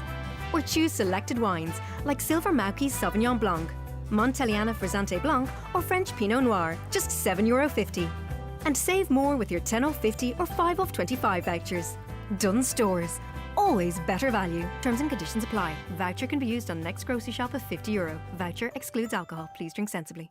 The hilarious 3 Hail Marys on Grainon Letterkenny, Friday, September 5th and Saturday 6th. Book now on grainon.com. Get ready for the Donegal League at Brian McCormick Sports. BMC teamwear, mitre training or match balls. View the value packs online at bmcsports.ie. Training equipment, water bottles, have them delivered or call in store. Brian McCormick Sports, sponsor of Donegal League Premier Division. juggling family and work. You know, it's not the easiest. I need something flexible, and Care Plus gives me that. Kids are back at school, I'm on the go, but I want a job that's rewarding too, you know? Helping people, bringing a smile to their face. Care Plus makes that possible. For flexible roles that suit your life, join our healthcare and social care teams at careplus.ie. Care Plus. Together we can care for more. Care with a K, care with a difference. Hegarty's Home Interiors Buncrana, the biggest direct importer of sofas, beds, mattresses and flooring in the Northwest. Best in stock deals on selected sofas and corner sofas. Best in stock deals on gas lift beds. Best in stock on mattresses. Best in stock deals on laminate flooring, semi-solid flooring and carpets. Full fitting service on carpets and wood flooring. With a free delivery service throughout the Northwest, including all of Northern Ireland. Hegarty's Home Interiors Buncrana. Always lower prices. 17 million euro. One moment it's just a dream, the next it's 100 dreams come true. That's the magic of winning the lotto. Wednesday's jackpot is an estimated 17 million euro. 17 million! And it could be yours. The National Lottery. Play responsibly, play for fun. Now, we learned this week, but we know it anyway because the statistics are generally available, that 1 in 3 road deaths in Ireland this year have involved people aged 30 and under, with the youngest being a 4-year-old boy who died in County Westmeath. 2 6-year-olds also died in separate road tragedies, unfortunately in Donegal and Galway. Ireland has recorded 110 road deaths so far this year, and Road Safety Group Park noted that 37 of those fatalities involved people aged 30 and younger. We're joined on the programme by Debbie Mullen, who's chair of the Road Victim Support Northern Ireland Donegal, and Debbie unfortunately knows all too well of the tragedy of losing someone in a road traffic collision. Her beautiful son, Keelan, lost his life in 2013. Debbie, thank you so much for joining us, and thank you too for, being a voice on such an important issue, having been so directly affected yourself. It's very valuable. Thank you. No, thank you for inviting me along. I suppose when we talk about road tragedy, people don't want to focus on particular age groups because it feels like blame. But I mean, I'm not having this conversation in the context of any blame whatsoever. But we're seeing figures, we're seeing a demographic, and we can't ignore it. We need to be doing more. Yeah, absolutely. And I suppose in the aftermath of my own loss, I really wanted to get involved in reducing road traffic collisions and ultimately deaths on the roads.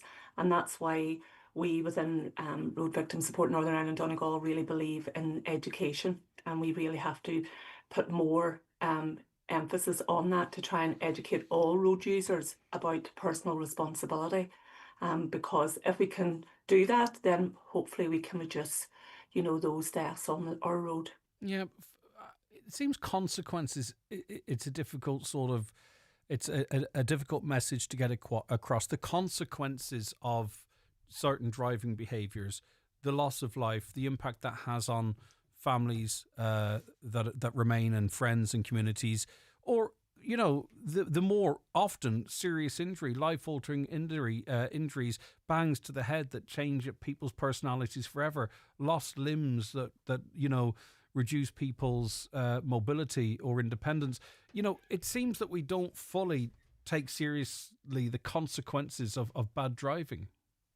No, and I think a lot of that is because when something horrific like that happens, not many people tell their story in the aftermath of that. And that's where, we tell from a lived experience model, what that's actually like, the impact of such a serious injury or a loss of life is for that person. And I think more and more has to be done on that area, because when we have such a traumatic experience, really nobody is really in the position to talk about it. Some people find it very difficult, and right to the end of their lives will maybe not even, process that properly. But we have found that volunteers within our organisation really want to come forward and be voices for families and hopefully making change. And when you talk about consequences, it's not just physical consequences that are there, but we do know that our policing here in Northern Ireland and our Garda Síochána and Donegal and further afield are trying their best, but let's be honest, the resources are limited. And therefore, we have to look at if we can educate people that while our speed limits are there for a reason, it doesn't mean that we need to drive to the ultimate of that speed limit. We have to look and read the road and be more mindful of our actions. And it is our actions that causes these consequences, unfortunately. Yeah, and our decisions. 30% of young drivers killed in crashes in 2023 had a blood alcohol concentration, I beg your pardon, they were under the influence of alcohol, effectively. And drugs, particularly, we're seeing in stats now, often weekend detections, you'll see drugs in people's systems more than you might see alcohol. Quite rightly so, the mental health crisis is front and centre in schools, particularly secondary schools. You will walk down the hall, there's signs on the walls, they have wellness classes, sometimes 3, 4, 5 hours of wellness classes in a week. There's a big focus on sort of trying to educate and reach young people in that space. And we had a caller on a little earlier on that's wondering why we're not doing that in relation to our roads. Why aren't we saying, right, all of these deaths, every single one of them, bar the shouting, is avoidable? Why aren't we sort of making the road safety message an everyday part of your 5 or 6 years of your most formative years? Yeah, absolutely. And I totally agree with that. And I think the why is resources. Our organisation have, in actual fact, contacted all the secondary schools in Donegal in recent times. We have put a programme in place. It's called the Drive to Arrive programme. And it is specifically aimed at that 16, 17-year-old, 18 plus, where we are trying to give them the education and the resources about, again, using the roads properly. We are a great advocate for the Fatal Five, which is very much pushed here within the PSNI in Northern Ireland. And that is where we are trying to raise awareness about if you can follow the Fatal Five, you will keep yourself in a better place regarding safety on the road. And that Fatal Five is not to ever drive with alcohol or drugs within your system, not to use your mobile phone while you're driving, not to drive over the speed limit, but also not to be careless and taking risks on the road as well, because unfortunately we do that. And believe it or not, people are still not using their seatbelts appropriately when they are in the cars. And we have got, again, voices of families wanting to come forward to share their experiences. Something as simple as if someone had wore their seatbelt, maybe they would be alive today. And I think that's really important. And this is kind of something I was trying to hint at a little bit earlier on. When you are young, you're not thinking of death. And quite rightly so. Why should you? Be happy, be young. But, okay, so if someone's own mortality is not a factor and it's worth the risk and it's something of a buzz to speed or whatever it might be, let's try and reach them in a different way and say, you want to be young, you can have fun. Don't be thinking about dying. That's not even on the radar. But just consider what your actions, the impact they might have on you or others around you. Most kids love their mums. Most kids love their dads, their granny and their granddads, and they wouldn't want to put them through the heartache. You can relate that message. So it's not about saying grow up and have a 40-year-old head on 15-year-old shoulders. But I think we have to try and reach them in a different way, because we can't scare them into saying death, death, death, you could die, die, die, I don't think that's going to work on young people. But I think if we kind of make them think twice in a moment where a decision is made and they think about, oh, mom or dad or my brother, that maybe that could be the breakthrough, Debbie. Yeah, absolutely. And, whenever we deliver our programs, we are bringing real life stories of young people who have lost their lives. My son was 17. We have someone else who was 18. We have another person at 23 years of age on the cusp of their life. And we are saying the most amazing skill that you can have at that age is to learn to drive. It gives you freedom. It gives you independence. And we need that. We live rurally. So we are saying that, but we are also saying you don't want to be in a position such as I, where, I unfortunately went to the scene of the collision that killed my son, and he was in a body bag. And that is an experience that I wouldn't wish on any young person's parents to ever go through. But that's a stark reality. And that's what we talk about. We talk about our factual events that happened. And we do in such a way to make people sit up and take notice, Yeah. not to traumatize them, but really, if we can tell a story that people remember, there's where hopefully they can take something like that on board. And when they are out with their friends or even on their own, they can think before they take an action on the roads. Yeah, I mean, you come across, Snapchats or whatever, and the music's blaring in a car, and there's, 5 people in the car, and you can see the people in the back don't have their seatbelts on, and, on the face of it, they're having fun. Yeah. And they're not thinking No. potentially of what could No. happen, you see, and that's Absolutely. it. And they can still have that fun elsewhere, but it's just saying in that moment, go, right, we are, an inch of rubber away from this turning terrible. Yeah, absolutely. And that's a message that we want to put across. Unfortunately, my son never got to take his friends to McDonald's in his car, and that really feels sad for me because he never got to do that. Unfortunately, he died 3 weeks after his passing his driving test. But the thing is that is on the main event. They want to go out, they want to be with their friends, and why not? But you can do it in a safe manner. Yeah. And that's what we want to put forward to them with our workshops, that, driving is an essential skill. It's part of who we are. We live in a culture now with, car culture is very prevalent, especially in Donegal. And we've been highly involved with the Donegal Rally this year. And it's about promotion of safe travels and safe driving on our roads. Debbie, we need to get the likes of you in front of as many young people, I think, as is possible, because you get it. You obviously you can speak from your tragic experience, but you also get what it is to be young and the opportunities and how you can enjoy that safely. You're not you're not trying to rob people of anything, right? So I'm just trying to get a sense of, when you're in front of a class or whatever, right, and, you're articulating this to them, you must see it on their faces that it's landing, that you can almost see the brain being a little bit reprogrammed, that they get what you're saying. Yeah. Well, I'll give you an example. I was in Buncrana at a school with 400 children a few years ago. And there was someone there from the Garda Síochána, there was somebody there from the emergency services, and they were telling, what it is for them turning up to these experiences. And let's be honest, the kids just looked at somebody in a uniform and they didn't find them relatable.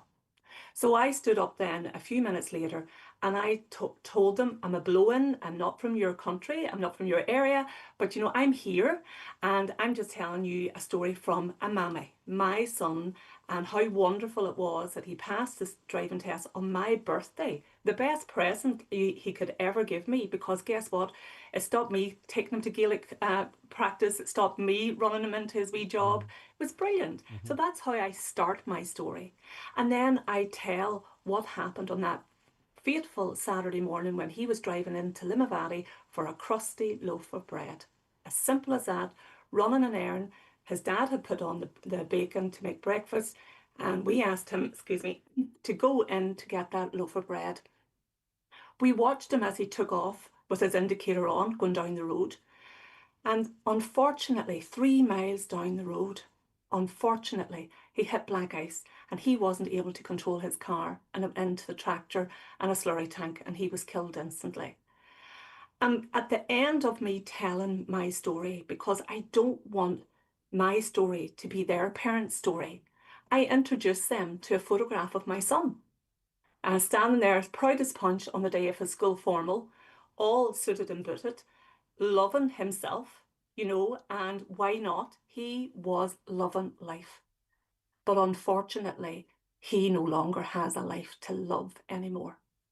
And that's the message that we want to put across, that unfortunately for him, inexperience took his life.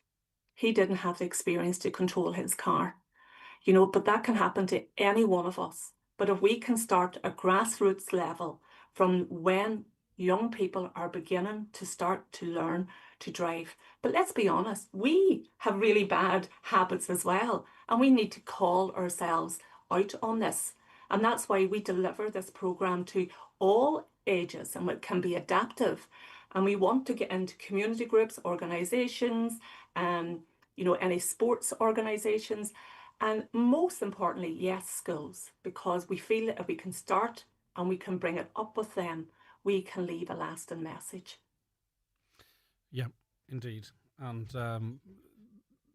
we're so lucky to have people like you that are prepared to do what you do as well. Thanks, Debbie. Really appreciated. And as you pointed out there, these statistics were released this week, and they're not statistics; they're real people, and real loss. And it's focused on the under 30s, but that's just one demographic. There are many demographics, but we invited Debbie to speak on specifically about these figures. We appreciate that we all have to check ourselves. You know, you see, Debbie, overall, this is just written as an article, and it's not a criticism. Overall, road deaths in Ireland are down 3.5% compared to the same period last year, and it just brushes over the devastating loss and those ripples. The school friends, they're in their uniforms, they're doing their guard of honour, mum inconsolable, dad inconsolable at the coffin, the community emptying out of their homes into the church. Yeah. You know. And, you know, as you rightly said, these are not just statistics. These are real lives gone from this world forever. But the impact of that loss stays. Because, as you said, it's like the pebble in the pond. It's the families, the friends, the school friends, the work colleagues, you know, the community as a whole. They are grieving. And there are many communities right along the country who are grieving right now, and they're not getting the proper support in the aftermath of such a traumatic loss. And even the brilliant work you're doing is part of your stage of grief as well. Yeah, absolutely. You know, absolutely. It's trying to take a negative from, or a positive from a negative. Yeah. And, you know, I had a choice. Do I lie down to this and I be absorbed within that grief? Or do I take something from this? You know, my son didn't die in vain. You know, he lost his life, but his mammy found a voice that she could now use to help other people. Not just in a support role, which is what I do, I'm a counsellor, but also in an education role, so that we can make real life differences and change. And, you know, we live in a society now that, you know, there's all sorts of behaviours that are out there that are normalised, like taking drugs and alcohol while driving. You know, people normalise it, and it's not just young people that think that's okay. So it's so unfair to target that young age. But we have to try and move away from this normal behaviour and, you know, correct, you know, poor behaviour, really. Yeah. Okay, Debbie, listen, we're very lucky to have you. Thank you very much for your time. Take care. That's Debbie Mullen, Chair of the Road Victim Support Group Northern Ireland, Donegal, who very sadly lost Keelan in a road traffic collision, as outlined by Debbie, his mum, in 2013. The 9 till noon show is brought to you by Letterkenny Credit Union, offering low-rate car loans with fast approval. Apply online at letterkennycu.ie or in office today. Join the Highland Roadshow team from 11 a.m. to 2 p.m. this Thursday the 28th of August as we team up with Bus Éireann to celebrate their Customer Appreciation Day at Letterkenny Bus Station. We'll have cracking music mix, some great spot prizes and merchandise giveaways on the day. If you're in the area, come along and join us. That's the Highland Roadshow from Bus Éireann at Letterkenny Bus Station this Thursday morning from 11 a.m.